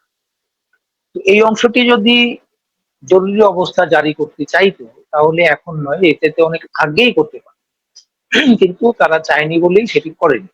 এখন অপর অংশটি যেটি, তারা সেনা প্রধানকে দিয়ে করাবে কিনা। সেনা প্রধানের যদি অবস্থাটা এরকম হয় যে পুরো সেনাবাহিনীতে তিনি একা, তাহলে হয়তো তাকে দিয়ে করাবে। আর যদি এমন হয় যে না, সেনা প্রধানের পক্ষেও কিছু আছে, একটা মোটামুটি অংশ আছে, অন্যদিকেও একটি অংশ আছে, সুতরাং একটি অংশ আরেকটি অংশকে দিয়ে কিছু করিয়ে ফেলবে, সেটি হবে না। একমত হতে হবে দুটি অংশ। দুটি অংশ একমত হয়েছে বলেও আমরা শুনিনি। কারণটা হচ্ছে যে এই দুটি অংশের মধ্যে, সেনাবাহিনীর দুটি অংশের মধ্যে যে অংশটিকে এখন প্রভাবশালী মনে হচ্ছে, জানা যাচ্ছে বা শোনা যাচ্ছে, সেটি হচ্ছে জামাতে ইসলামী অনেকটা সুবিধা হয়। যদি ওই অংশটি, কোন তত্ত্বাবধায়ক সরকার এখন আসে, তাহলে সবচেয়ে বেশি সুবিধা ভোগ করবে জামাতে ইসলাম। তাদের সাথে এনসিপি, এনসিপি কে আমি আলাদা দল ধরি না, এটি আসলে জামাত ইসলামেরই একটি উইং। আমি বলি যেটি, যে আওয়ামী লীগে যেরকম যুবলীগ, বিএনপিতে যেরকম যুব দল, একটি শক্তিশালী সংগঠন ওই দুইটি, জামাত ইসলামের যুব সংগঠন ওই রকম কোনো শক্তিশালী কিছু না। সুতরাং তারা একটি শক্তিশালী যুব উইং গড়ে তুলেছে এই জাতীয় নাগরিক পার্টি নামে। ওটি জামাত ইসলামী যা চায় তাই ওরা করে দিবে। সুতরাং জামাত ইসলামী যদি তত্ত্বাবধায়ক, সেনা সমর্থিত তত্ত্বাবধায়ক সরকার আসে, অথবা সেনাবাহিনী সরাসরি ক্ষমতা গ্রহণ করে, সেটি জামাতে ইসলামীর জন্য সবচেয়ে লাভজনক হবে। এবং এই কারণেই আমার মনে হয় কেন যেন জামাতে ইসলামী নির্বাচন হতে দেব না, আমাদের এই দাবি না হলে হতে দেব না, ইত্যাদি ইত্যাদি হুমকি দেওয়ার সাহসটিও তারা এই কারণেই পায়। এবং বিএনপি সেখানে একটি খুব খারাপ অবস্থায় আছে, কারণ বিএনপি জানে যে আগামী নির্বাচনটি হলেই তারা মানুষের ভোটেই ক্ষমতায় যেতে পারে। এর জন্য তো অনেক সময় তারা অপেক্ষা করেছে, আচ্ছা ফেব্রুয়ারি পর্যন্ত না হয় অপেক্ষা করে, কিন্তু হঠাৎ করে যদি ওই রকম কোন সরকার এসে যায়, সেনা সমর্থিত তত্ত্বাবধায়ক সরকার আরো তো 2 বছর ইলেকশন নাও দিতে পারে। তার মানে বিএনপি কে আরো 2 বছর ক্ষমতার বাইরে থাকে, এবং তখন ওই সরকারটি যে এখনকার যে অন্তর্বর্তী সরকার, বেসামরিক অন্তর্বর্তী সরকার, তারা যতটা বিএনপি কে গুরুত্ব দিচ্ছে, সেনা সমর্থিত তত্ত্বাবধায়ক সরকার তো বিএনপি কে সেই গুরুত্ব নাও দিতে পারে। এমনকি আমরা যে অতীতে শুনেছি -2 এর মধ্যে তো -1 একজন হয়ে গেছে, এখন আরেকজনকে মাইনাস করলে তো -2টাও হয়ে যায়, তেমনও তো করতে পারে আগামীতে যে সরকার আসবে। এখন যেটি বলছিলাম আরেকটা বিষয় আমরা একটু আলাপ করি আপনার সাথে, ডাকসু নির্বাচনটা অনেকে যত কিছু ঘটছে রাজনীতির মাঠে, এর সাথে ডাকসু নির্বাচনে একটা সংযোগ তৈরি করতে চান বা সংযোগকে ইঙ্গিত করেন। সেটা ডাকসু নির্বাচনটা হঠাৎ করে আদালতের মাধ্যমে স্থগিত করা হয়েছিল, আবার সেটা চেম্বার জাজ আদালতে সেই আদেশটা স্থগিত হয়ে গেছে। ডাকসু নির্বাচন নিয়ে আপনারা কি খবর পাচ্ছেন? ডাকসু নির্বাচনটা স্থগিত হওয়া এবং স্থগিতাদেশ স্থগিত হওয়া, এটা প্রথম দিকে হঠাৎ করে মনে হচ্ছিল যে জাতীয় রাজনীতির সাথে এর কোনো মিল টিল হয়তো বা আছে, কিন্তু যতটুকু পরবর্তীতে খবর নিয়ে জানতে পেরেছি, অন্তত আমি জেনেছি, সেটি হচ্ছে যে জাতীয় রাজনীতির সাথে এর কোনো যোগাযোগ নেই। এটি পুরোটাই একজনের যে রিট যে করেছিল, তার রিটের আবেদনের মধ্যে কোনো ভুল ছিল, এবং এই আবেদনের ভুলের উপর যে বিচারপতি, হাইকোর্ট বিভাগের বিচারপতি স্থগিতাদেশ দিয়েছিলেন, সেটি আমি আইনের ছাত্র নই এবং আমরা জানি না যে এটি ভুল না শুদ্ধ। বিচারপতিরা যে রায় দেন অবশ্যই সব সঠিক, কিন্তু স্বাভাবিকভাবে যেটি মনে হয়, একটি প্যানেলের একটি মেয়ে, সে মুক্তিযুদ্ধ ও জুলাই চেতনা সম্পর্কিত একটি পদ তৈরি করেছে এবার ডাকসু, ঢাকা ইউনিভার্সিটি কর্তৃপক্ষ, ওইটার পদের সে প্রার্থী একটি প্যানেলের। ওই প্যানেলটি হচ্ছে সিপিবি সমর্থিত ছাত্র ইউনিয়ন ও আরো কয়েকটি বাম দলের যে জোট, তাদের প্যানেল। এখানে অদ্ভুত বিষয়টি হচ্ছে যে আমি আপনাকে বলেছি সিপিবি সমর্থিত ছাত্র ইউনিয়ন। এটার কারণটি হচ্ছে ঢাকা বিশ্ববিদ্যালয়ে বর্তমানে ছাত্র ইউনিয়নের 2টি কমিটি কাজ করে। একটির সাথে সিপিবি যে তাদের অনুমোদন রয়েছে, আরেকটি কমিটির সাথে এই সিপিবির যোগাযোগ নেই, বা সিপিবির সিদ্ধান্তের বাইরে গিয়ে তারা আরেকটি কমিটি করেছে। তো তাদের প্যানেলও 2টি। যেই প্যানেলের যেই প্রার্থী রিটটি করেছে, তার অভিযোগ হচ্ছে ছাত্র শিবির সমর্থিত প্যানেলের জিএস সম্পর্কে, তার প্রার্থিতা সম্পর্কে, তাকে বেআইনি ভাবে প্রার্থী হওয়ার সুযোগ দেওয়া হয়েছে। এখন আপনার কাছে আমি অভিযোগ করেছি যে মিস্টার এক্স কে বেআইনি ভাবে প্রার্থী হওয়ার সুযোগ দিয়েছে। আপনি বিচারক হিসেবে মিস্টার এক্স এর প্রার্থিতা স্থগিত রাখতে পারেন, যেটি জাতীয় নির্বাচনে আমরা প্রায়ই দেখি যে একজনের মনোনয়নপত্র যখন বাতিল হয়, সেটি তিনি আদালতে যান, আদালতে গেলে তার প্রার্থিতা হয় ফিরিয়ে দেয় নতুবা বাতিলই রাখে। আবার অনেক সময় বিভিন্ন কর্তৃপক্ষ আদালতে গিয়ে বলে যে অমুকের মনোনয়নপত্র গ্রহণ করেছে, সেটি অবৈধ, তখন আদালত বলতে পারে যে না, অমুকের প্রার্থিতা মনোনয়নপত্র অবৈধ। ওইটার জন্য পুরো এলাকা নির্বাচন কিন্তু বন্ধ বা স্থগিত করা হয় না, কারণ আবেদনটি করা হয় একজন প্রার্থী সম্পর্কে। ঠিক একইভাবে ডাকসুতেও একজন প্রার্থীর সম্পর্কে আবেদনটি, রিট আবেদন করা হয়েছে। তো হাইকোর্ট সেক্ষেত্রে ওই একজন প্রার্থীর প্রার্থিতার উপর স্থগিতাদেশ দিতে পারে, কিন্তু পুরো নির্বাচনকে স্থগিতাদেশের মাধ্যমে বন্ধ করে দেয়া, তখনই ওই সন্দেহগুলি এসেছে যে এর সাথে কি জাতীয় রাজনীতির কোনো যোগাযোগ আছে কিনা। এরপরে কি তাহলে আদালতের মাধ্যমে জাতীয় নির্বাচন স্থগিত করে দেওয়া হবে, এরকমের প্রশ্ন এসেছে ওই কারণে। কিন্তু পরবর্তীতে জানা গেল যে এটি আসলেই জাতীয় রাজনীতির সাথে না, বরং ওই প্যানেলের যিনি রিট করেছেন, তার ধারণা ছিল যে এই রিটের মাধ্যমে তিনি ইলেকশনে একটি বাড়তি সুবিধা পাবেন, সেটি হচ্ছে যে উনি মনোযোগ আকর্ষণ করতে পেরেছেন ভোটারদের, ভোটাররা তার দিকে তাকে চিনতে পারছে, উনি একজন ক্যান্ডিডেট, এখন তো তার নাম বললেই সকল ভোটার চিনবে। সুতরাং তার উদ্দেশ্য ছিল মনোযোগ আকর্ষণ করা, তার উদ্দেশ্য ছিল তাদের প্যানেলের দিকে মনোযোগ আকর্ষণ করা, তার উদ্দেশ্য ছিল সাধারণ ভোটার, যারা সাধারণ শিক্ষার্থী, তাদেরকে জানানো যে ওই প্যানেলটা হচ্ছে এই ধরনের শিবিরের ছেলেপেলে দিয়ে গঠিত, যারা অতীতে ছাত্রলীগের ভেতরে ছিল, ছাত্রলীগের হয়ে নানান অপকর্ম করেছে, এখন ছাত্র শিবিরে আবার তারা মূল দলে আত্মপ্রকাশ করেছে, যেটি আমরা প্রায় ট্রোল করে বলি যে লুঙ্গির তলা থেকে বের হয়েছে। সেটি হচ্ছে বিষয় যে তাদের প্যানেলের দিকে মনোযোগ কেড়ে নেওয়ার জন্য একটি চেষ্টা ছিল। এটি পরে অন্তত আমি যে কয়েকজনের সাথে আলাপ করেছি এবং যেভাবে বুঝেছি, এটি হচ্ছে মূলত সেই ঘটনা। এর সাথে জাতীয় রাজনীতি আসলেই মিল নেই, জাতীয় রাজনীতির কোনো সংযোগ নেই। জাতীয় রাজনীতি নিয়ে ওই যে শুরুতেই যে প্রশ্ন করেছেন যে নানান রকমের প্রশ্ন, নানান রকমের গুজব, সেগুলিই চলছে, সেগুলি এই ডাকসুর থেকেও বড় আকারে এই গুজবগুলি চলছে। সেই প্রশ্নগুলি উত্তর মানুষ খুঁজছে যে কি হতে যাচ্ছে, কি হবে। এই প্রশ্নগুলি এখনো সেটেল, এখনো কেউ বলতে পারবে না যে সেনাপ্রধান বলেছেন যে গুজবে কান দিবেন না, আর কে সবাই খুব নিশ্চিত হয়ে গেল যে না তাহলে এরকম কিছু ঘটবে না। এটাও যেরকম নিশ্চয়তা পাওয়া যাচ্ছে না, আবার কিছু ঘটবেই এটারও কোনো আলামত দেখা যাচ্ছে না। সব মিলিয়ে এখনো একটি অনিশ্চিত পরিস্থিতি, অনিশ্চিত অনিশ্চিত পরিবেশ, এবং সামনে কি হবে না হবে এই প্রতিদিন হওয়ার পরে দেখা যাবে যে এরকম জিনিসটা হয়েছে। মনিরুল লিটন, আপনারা ঢাকা থেকে ওই যে ছাত্রলীগের বা আওয়ামী লীগের দুটো বড় মিছিল, একটা গুলিস্তানে, একটা ধানমন্ডি 27-এ, এর প্রভাবটা কি টের পান? এর প্রভাবটা এর কোনো প্রভাব নেই। আমি খুব দুঃখজনক হলেও সত্যি দুঃখজনক এই কারণে বললাম যে আমার যতটুকু ধারণা আপনার দর্শকদের বেশিরভাগেরই ধারণা হবে, বা বেশিরভাগ দর্শক যেই শ্রেণীর হয়ে থাকার কথা, তারা হয়তো আশা করছিল যে এই আওয়ামী লীগের এই দুইটা ঝুটিকা মিছিলে এই সরকার কেঁপে গেছে, এই সরকারের খবর হয়ে গেছে, এই সরকার কালকেই ক্ষমতা ছেড়ে দেবে, অথবা পরশুদিন শেখ হাসিনা চলে আসবে। অসম্ভব, এরকম কিছুই না। এটার একটি কুপ্রভাব আছে, প্রভাব না কুপ্রভাব। কুপ্রভাবটা কি? কিছু ছেলে পেলে আওয়ামী লীগের বলেন, ছাত্রলীগের বলেন, যুবলীগের বলেন, এরা এখনো বাইরে অন্তত ঘোরাফেরা করতে পারে, এদেরকে জেলখানায় নেওয়ার ব্যবস্থা করা। এই যে যারা মিছিল করেছে, এখন পুলিশ খুঁজে খুঁজে তাদেরকে ধরবে, তাদেরকে জেলে নেবে।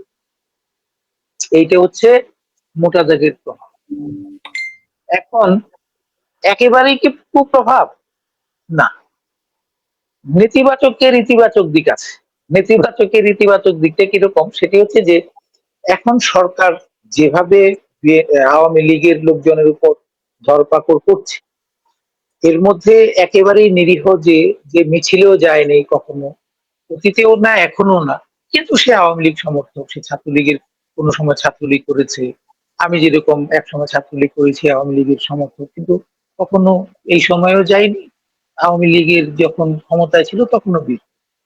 তো এই যে এই ধরনের মানুষগুলির উপরও যখন নিপীড়ন চালাচ্ছে, বিভিন্ন জায়গায় গ্রামে গঞ্জে আওয়ামী লীগের সমর্থক শুনলেই ধরে নিয়ে যাচ্ছে।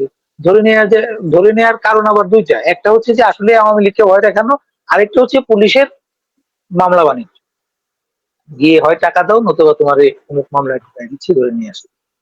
কারণ সবাই জানে যে সে এই লোকটা আওয়ামী লীগ, এরকম। এখন এটা করার কারণে যেটা হয়েছে, মাঠ পর্যায়ে আওয়ামী লীগের খারাপ মানুষ এবং ভালো মানুষ, খারাপ মানুষ তারা যারা গত 15 বছর নানা রকমের অপকর্ম করেছে, চুরিচামারি করেছে, আওয়ামী লীগের কিছু লোক তো করেছে, এটা এটা কেউ অস্বীকার যদি করে তাহলে সে বোকা স্বর্গে বাস করছে। তো এরা হয়তো দৌড়ের উপর আছে, আবার যে নাকি ভালো মানুষ, যে এইসবের সাথে জড়িত ছিল না, সেও দৌড়ের উপর আছে। এখন উভয় পক্ষ দৌড়ের মধ্যে গিয়ে এক জায়গায় গিয়ে মিলে গেছে, তাদের মধ্যে একটা একতা তৈরি হচ্ছে। অর্থাৎ মাঠ পর্যায়ে আওয়ামী লীগ সমর্থকদের, যুবলীগ সমর্থকদের, ছাত্রলীগ সমর্থকদের এক ধরনের ঐক্যবদ্ধ হওয়ার যে চেষ্টা, সেটি বাড়ছে।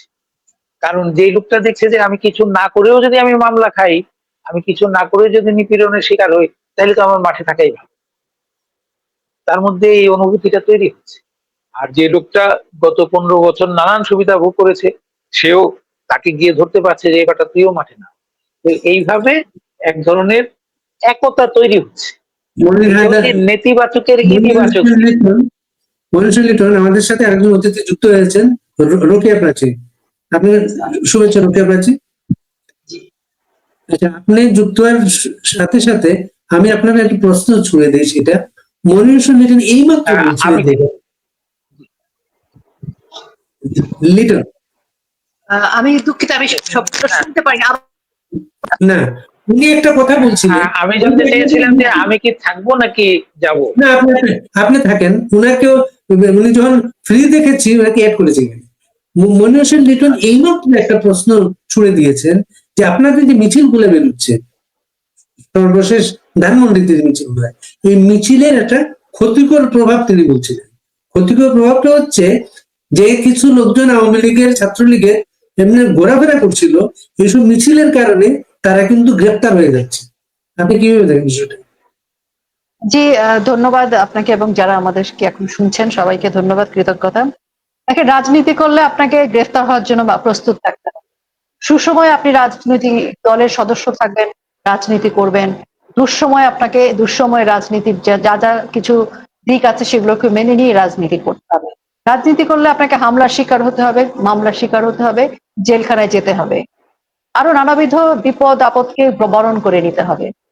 দেখেন, বাংলাদেশ আওয়ামী লীগের আমি যতটুকু জানি, যতটুকু বুঝি, আমার আমার পক্ষ থেকে আমি যেটুকু বলতে পারি সেটি হচ্ছে যে মিছিল করার ফলে হ্যাঁ কেউ কেউ হয়তো হামলার শিকার হয়েছেন, কেউ কেউ হয়তো মামলা হয়েছে, কেউ কেউ হয়তো গ্রেফতার হয়েছেন, কিন্তু তারপরও আমি মনে করি যে আমাদের বাংলাদেশের তৃণমূল পর্যায় থেকে শুরু করে রাজনৈতিক কর্মীরা প্রত্যেকেই কিন্তু, যদি বলা হয় যে দিনে 3টা করে মিছিল করতে হবে, আমি আপনাকে নিশ্চিত করে বলছি 3টার বেশি মিছিল করা সম্ভব এবং করতে পারে তারা, ওই সাহসটুকু আছে। হ্যাঁ, কেউ কেউ গ্রেফতার হচ্ছে, গ্রেফতারের তো ঝুঁকি নিতে হবে, হামলার ঝুঁকি নিতে হবে। আমরা এখন বাংলাদেশে যে জায়গায় আছি, বাংলাদেশ আওয়ামী লীগের রাজনীতির যে ইতিহাস, সেই ইতিহাস বলে যে বাংলাদেশ আওয়ামী লীগ নেতৃত্ব দিয়েছে ভাষা আন্দোলনে, নেতৃত্ব দিয়েছে 1971 সালে, এবং সকল বিপর্যয়ের, বাংলাদেশে যত বিপর্যয় ঘটেছে সব জায়গায় বাংলাদেশ আওয়ামী লীগ নেতৃত্ব দিয়েছে। তা আজকে এই মুহূর্তে মানে বাংলাদেশ আওয়ামী লীগের কর্মীরা যখন রাজপথে নেমেছে, আমি মনে করি যে এটা সময়োপযোগী, এবং এটা নেত্রী যদি মনে করেন যে আমাদের মিছিল করা প্রয়োজন, আমরা মিছিল করতে প্রস্তুত। 2-4 জন অ্যারেস্ট হবেন, মামলা হবে, হামলা হবে, এটি তো মেনে নিয়ে রাজনীতি করতে হবে। আজকে আমাদের হারানোর কিছু নেই। এখন ধরেন আমাদের যে ভাইরা মারা গেছেন, যে ভাইদের ঘর বাড়ি ভেঙে গেছে, আজকে যে 4.5 লক্ষ নেতাকর্মী আমাদের বিনা অপরাধে জেলখানায় জীবনের ঝুঁকি নিয়ে আছেন, জেলখানাতেও জীবনের ঝুঁকি আছে, আজকে যাদের পরিবার পরিজন নিয়ে কোনো রকমের ভালো অবস্থায় নেই, তো আজকে তো আমাদের দায়িত্ব, আজকে সবাই মিলে বাঁচতে হবে। আজকে যদি আমি মনে করি যে আমি একা একা বেঁচে থাকবো, আমি পালিয়ে থাকবো এবং আমি নিরাপদে থাকবো, আমাকে বেঁচে থাকতে হবে, আজকে সকলকে মিলে মৃত্যুকে সামনাসামনি প্রতিরোধ করতে হবে, মৃত্যুর মুখোমুখি দাঁড়াতে হবে সকলে মিলে। যদি সকলে মিলে মৃত্যুর মুখোমুখি দাঁড়াতে না পারি, তাহলে আমরা কেউ বাঁচবো না, আমরা সকলেই গ্রেফতার হব, সকলেই হামলার শিকার হব। এ কারণে আমি মনে করি মিছিল হতে হবে। যদি নেত্রী নির্দেশ দেন, নেত্রী যদি বলেন মিছিল হবে না, মিছিল হবে না, কিন্তু নেত্রী যদি বলেন মিছিল হতে হবে, মিছিল হবে। এবং মিছিল করতে ছাত্রলীগ, যুবলীগ, স্বেচ্ছাসেবক লীগ, প্রশ্ন করতে পারি? আওয়ামী লীগের অন্যান্য অঙ্গ সংগঠনের নারী কর্মীরাও আছেন, প্রত্যেকে এখন প্রস্তুত, এবং শুধু আওয়ামী লীগের অঙ্গ সংগঠন নয়, সাধারণ জনগণ এখন মিছিল করতে প্রস্তুত। আমরা আমি কি একটি প্রশ্ন করতে পারি আপনাকে? নিশ্চয়ই নিশ্চয়ই নিশ্চয়ই। জি, রোকেয়া প্রাচী, আপনাকে একটি প্রশ্ন করতে চাই। যে মিছিলগুলি হয়েছে, আমি ধরে নিচ্ছি আওয়ামী লীগ সভানেত্রীর নির্দেশেই মিছিলগুলি হয়েছে। আপনি কি ঢাকায় কোথাও মিছিলে এসেছেন? আচ্ছা, আর প্রশ্ন শেষ আপনার? আমি এটাই যদি প্রশ্ন? আচ্ছা যে একই সাথে করি তাহলে, না না আরো আছে, শুধু প্রথমে একটি, দুই নম্বর হচ্ছে যারা ভারতে পালিয়ে গেল, তো বাড়ির পাশেই ভালো, তারা কেন গ্রেপ্তার হওয়ার জন্য দেশে আসে না? আচ্ছা, তাহলে দুটো উত্তর দেই। একটা হচ্ছে, আমি জি, দেন। 14 জুলাই থেকে 14 আগস্ট পর্যন্ত মাঠে ছিলাম। নূর হোসেন চত্বরে, নূর হোসেন দিবসে আমি ওখানে আমার কর্মীদেরকে নিয়ে আমি উপস্থিত ছিলাম, আর ওখানে আমাদের নেত্রী ঘোষণা দিয়েছিলেন, নির্দেশ দিয়েছিলেন, সেখানে আমি উপস্থিত ছিলাম। পরবর্তীতে আমার যেখানে করণীয় সেখানে আমি করছি। আপনি একদম স্পেসিফিক আমাকে এই যে বলেছেন রোকেয়া থেকে কোনো রাস্তায় দেখেন। আমি শেষ করি, আপনি প্রশ্ন করেছেন, আমি আমাকে উত্তর দিতে দেন। আমি বলি, আপনি পলায়ন শব্দটি ব্যবহার করেছেন। হ্যাঁ, পলায়ন শব্দের অনেক ব্যাখ্যা আছে, এবং কলকাতায় গিয়ে আমাদের নেতারা কেন আসছেন না? দেখেন, আপনাকে তো একটা জিনিস মানতে হবে, বাস্তবতা, সেটি হচ্ছে যে কোন কোন মানুষের চেহারাটা এতই পরিচিত যে সে শুধু মিছিল না, সে ঘর থেকেও বেরোতে পারবে না। এই বাস্তবতাটাকেও আপনাকে গুরুত্ব সহকারে বিবেচনা করতে হবে এবং কোনো কোনো সময় স্থানান্তরিত হওয়ার প্রয়োজন আছে। এটা যুদ্ধের কৌশল। আপনাকে আজকে আমাদের বাংলাদেশের যে রাজনৈতিক পরিস্থিতি, সেখানে যুদ্ধের কৌশলটা এরকম যে নেতাকর্মীরা গিজ গিজ করে রাস্তাঘাটে ঘুরে বেড়াবে, সারাক্ষণ দৌড়ে বেড়াবে, তাহলে রাজনীতির কোনো পরিবর্তন হবে না। আমি শেষ করি। একই কথা আমি আপনি আপনাকে বলছি, না যে না আপনি যুদ্ধের পলায়ন কৌশল করেছেন। হিসেবে এখনই মিছিল করতে হবে কেন?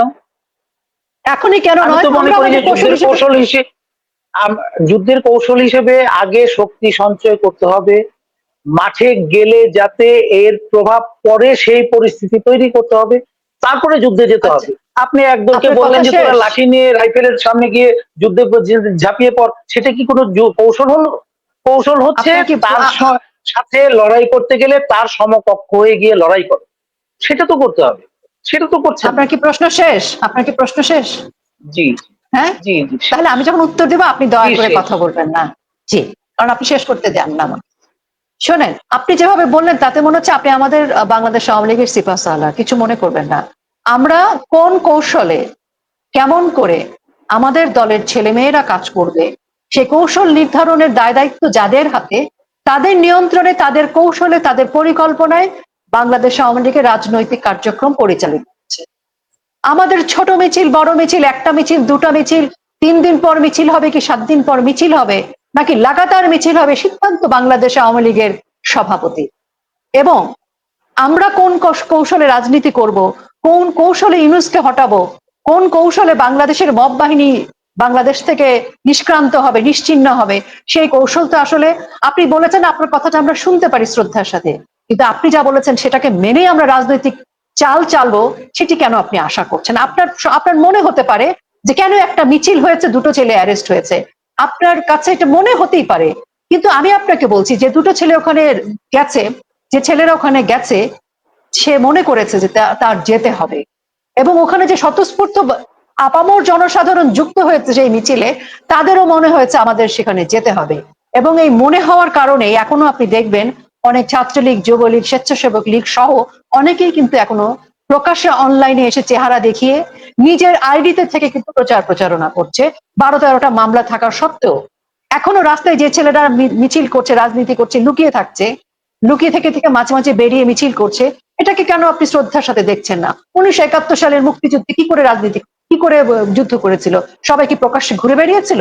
বঙ্গবন্ধুকে যখন গ্রেফতার করে নিয়ে যাওয়া হয় লালপুর কারাগারে পাকিস্তানে, তখন বঙ্গবন্ধুর পরিকল্পনা অনুযায়ী মুজিবনগর সরকার গঠন হয় এবং বিভিন্ন জায়গায় গেরিলা কায়দায় কোথাও ট্রেনিং নিয়েছে, কোথাও যুদ্ধ করেছে, এবং সেই রকম একটি পরিকল্পনার মধ্য দিয়ে সবাইকে সকল সময় রাস্তায় নেমে যেতে হবে। এবং আপনার বক্তব্য অনুযায়ী রোকেয়া প্রাচীকেও রাস্তায় নেমে যেতে হবে। রোকেয়া প্রাচী রাস্তায় নেমেছে কি নামেনি সেটি তো প্রকাশ্যে বলে নামবো না, বা প্রকাশ্যে আমি আমার চেহারা দেখিয়ে করব না, আপনাকে এটা বুঝতে হবে।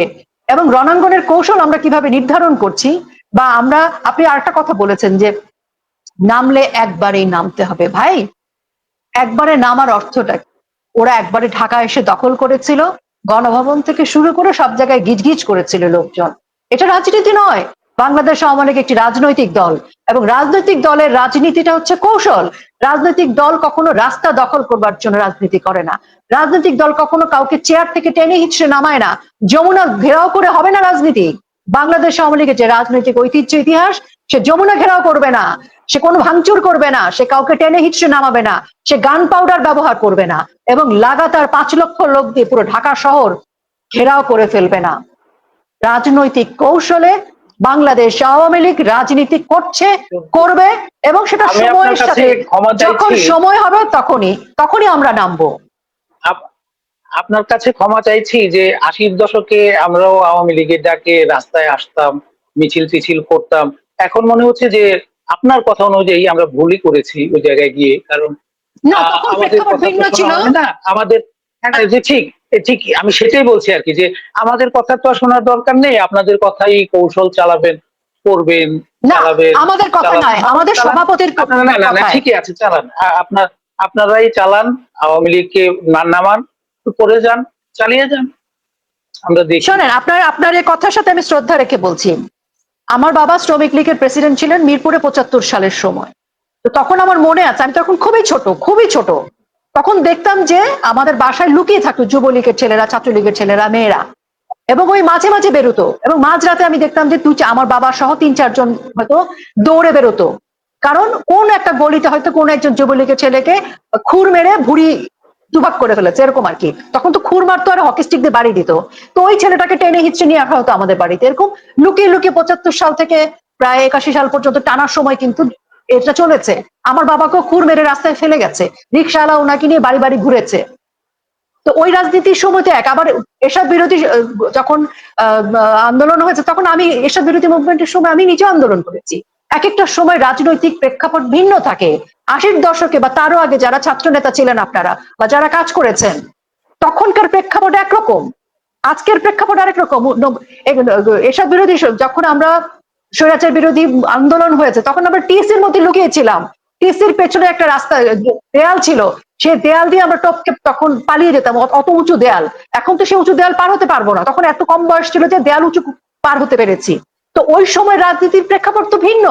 আমরা যখন রংপুরে গেছে আমাদের মঞ্চ থেকে নামিয়ে আমাদেরকেও মারধর করেছে, কিন্তু সেই সময় আর আজকের সময় তো এক না, আজকের প্রেক্ষাপট ভিন্ন। একদম আজকে আমরা বাংলা আপনার শেষ বাক্যটা থেকেই আমি বলি, আবার ব্যক্তিগত মতামত বলি। আমি তো আর দলের মতামত বা এগুলি বলবো না, আমার ব্যক্তিগত মতামতটা বলি। এই যে শেষ বাক্যটা বললেন যে আজকের প্রেক্ষাপট আর আগের প্রেক্ষাপট এক না, আমার মনে হচ্ছে আওয়ামী লীগ যেভাবে চলছে, যেভাবে চালাচ্ছে, সেটা হচ্ছে আরো পুরনো প্রেক্ষাপটে চলছে। মনে হয় যে ওই 60-এর দশকের আওয়ামী লীগ, এখন তার আওয়ামী লীগের কার্যক্রম দেখে মনে হচ্ছে 60-এর দশকের, 70 দশকের, এই যে যেটি 75-এর কথা বললেন, ওই সময়ের প্রেক্ষাপটকে মাথায় রেখে আওয়ামী লীগ কাজ করছে। আমার কাছে, আমার ব্যক্তিগত মত, এখন যে 2025 সাল, এখন যে 2025 সালে আমার প্রতিপক্ষ কোন অবস্থায় আছে, তারা কি করে না করে, আমি সেগুলি না জেনেই আমার আমার কাছে কিন্তু মনে হচ্ছে, আমি বলছি না যে সেটি সঠিক কি ব্যাঠিক, কিন্তু আমার কাছে মনে হচ্ছে যে আমার প্রতিপক্ষকে না জেনেই, না বুঝেই আমরা এই আওয়ামী লীগ তার কৌশল নির্ধারণ করছে, এবং এই কৌশলটা ভুল, এটি আমার কাছে মনে হচ্ছে। কি জানি জানি না, হয়তো বা পরবর্তী দেখা যাবে যে আমিই ভুল। আমি কি উত্তর দিব? না, আমি কি উত্তর দিব বাড়ি ভাই? উত্তর দেন, তারপর অন্য প্রশ্ন যাবো। আচ্ছা আচ্ছা, আমি উত্তরের সাথে একটা প্রশ্ন আছে। আপনি 60 দশক বলেছেন, 70 দশক বলেছেন, সরি 75 পরবর্তী সময় বলেছেন। যদি 60 দশক হয়ে থাকে তাহলে তো আমি বলি যে ভালো, কারণ 60-এর দশকে যে আন্দোলন হয়েছে, যে যেভাবে রাজনৈতিক মোকাবেলা হয়েছে বাংলাদেশ আওয়ামী লীগ, তো পাকিস্তানের সাথে লড়াই করেছে, এবং তখন বাংলাদেশ আওয়ামী লীগের যে সুবর্ণ সময়, যদি এখন সেরকম হয়ে থাকে আমি তো মনে করি ঠিক আছে। 75 পরবর্তী সময় বাংলাদেশের যে প্রেক্ষাপট ছিল, সে প্রেক্ষাপটে বঙ্গবন্ধু 1981 সালে 17 মে যখন বাংলাদেশে আসেন, তখন বাংলাদেশ ছিল আমাদের বাংলাদেশ আওয়ামী লীগের একেবারেই বিপরীত ধারায় আজকের মতো।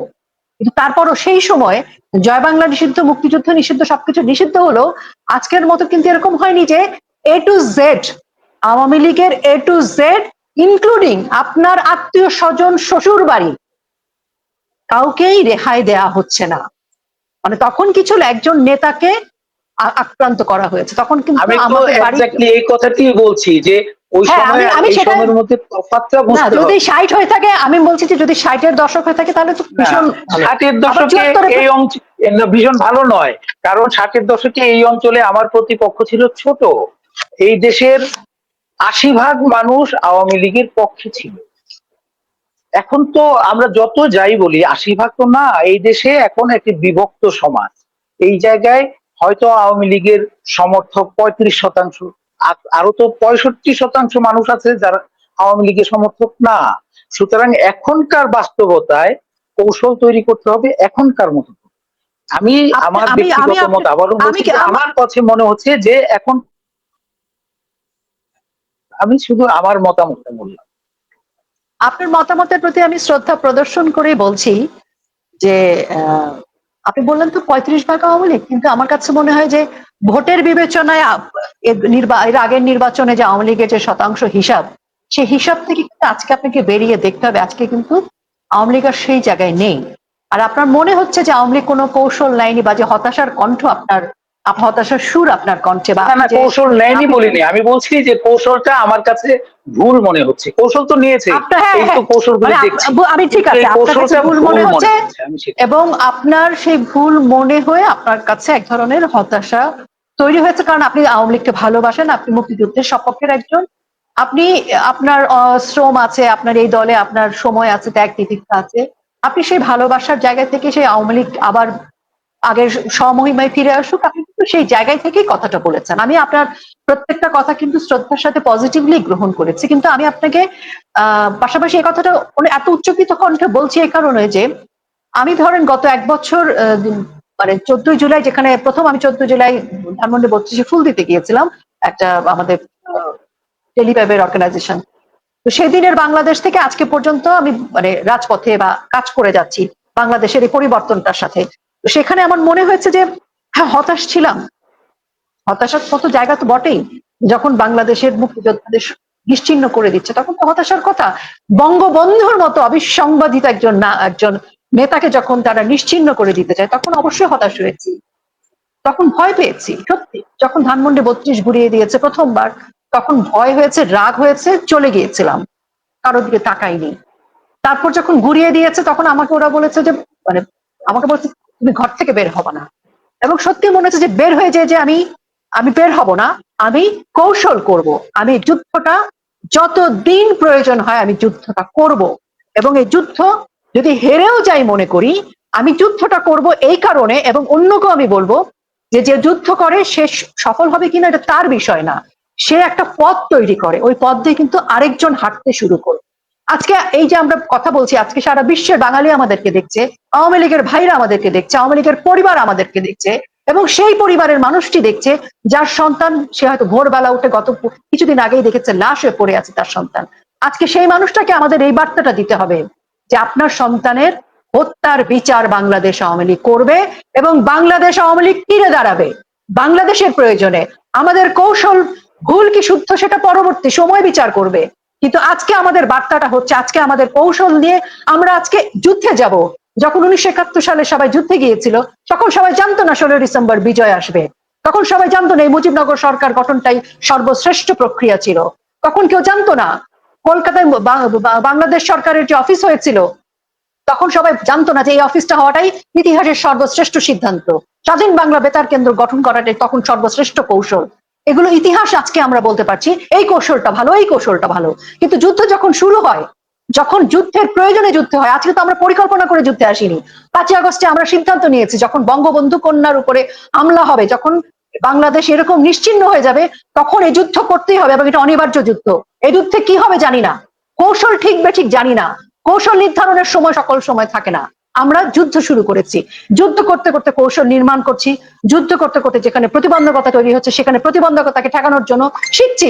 আমরা অনেকেই সাইবার যোদ্ধা ছিলাম না, আমরা অনেকে অনলাইন এক্সপার্ট ছিলাম না, কিন্তু আমরা এখন অনলাইনে যুদ্ধ করছি, শিখে গেছি কি করে ইন্টারনেট কি করে কি করতে হয়, এভাবে যুদ্ধ করতে করতে শিখে গেছি। আমি কখনো ভাবিনি আমার সাহস হবে আমি নূর হোসেন চত্বরে যেতে পারবো, আমি সত্যি ভাবিনি কোনোদিন, কিন্তু গেছি। আমি এমন ছেলে পেলেদেরকে দেখেছি যারা খেতে পায় না কিন্তু ওরা এখনো কাজ করে যাচ্ছে। তার মানে যুদ্ধে আমি কৌশল ঠিক করলাম, কৌশল ঠিক হলো, তারপর যুদ্ধ শুরু হবে না। আজকের যুদ্ধ, আজকের পরিস্থিতি এরকম যে আপনি যুদ্ধে আসেন, আপনি যুদ্ধ করেন, যুদ্ধ করতে করতে আপনি শত্রু সেনাকে ধ্বংস করেন। যুদ্ধে ঠিক বেঠিক এটা ভাবার সময় এখন নাই, এখন যুদ্ধ করে বেড়ে যেতে হবে। এর মধ্যে অনেক প্রাণ নাশ হবে ভাই। 1971 সালে 9.5 মাসে 30 লাখ শহীদ হয়েছেন। আমরা কতজন শহীদ হয়েছি? 1 লাখ এখনো হয়নি শহীদ। তাহলে এমন কোন বিপর্যয় আমাদের হয়নি, এখনো আওয়ামী লীগ অনেক স্ট্রং পজিশনে আছে। 1 লাখ শহীদ হয়েছে, আমরা 1 লাখ মৃত্যু হয়েছে আমাদের, হয়নি। 1 লাখ বাংলাদেশে করতে দেন। আপনি আমার কথাটা বোঝেননি, আমি আপনাকে কি বলছি, 9.5 মাসের যুদ্ধে 30 লক্ষ মানুষ বাংলাদেশের জন্য প্রাণ দিয়েছে। আজকের যুদ্ধ তো শুধু আওয়ামী লীগের একার না, আজকের যুদ্ধ বাংলাদেশের, আজকের যুদ্ধ মুক্তিযুদ্ধের। কাজে আজকের এই যুদ্ধে যোদ্ধা হচ্ছে সকল মুক্তিযোদ্ধারা, মুক্তিযুদ্ধের পরিবার, মুক্তিযুদ্ধের সন্তানরা, আমরা সকলে। আপনি তো রাজনৈতিক বক্তৃতা দিচ্ছেন, আমরা একটা টক শোতে বসেছিলাম, এখানে চরম বাস্তবতা হচ্ছে ইহা শুধুই আওয়ামী লীগের যুদ্ধ, ইহা বাংলাদেশের সকল মানুষের যুদ্ধ নহে। ইহা মুক্তিযুদ্ধের সাথে মিলিয়ে বক্তব্য দিলে মানুষ হাসাহাসি করে, এটা হচ্ছে চরম বাস্তবতা।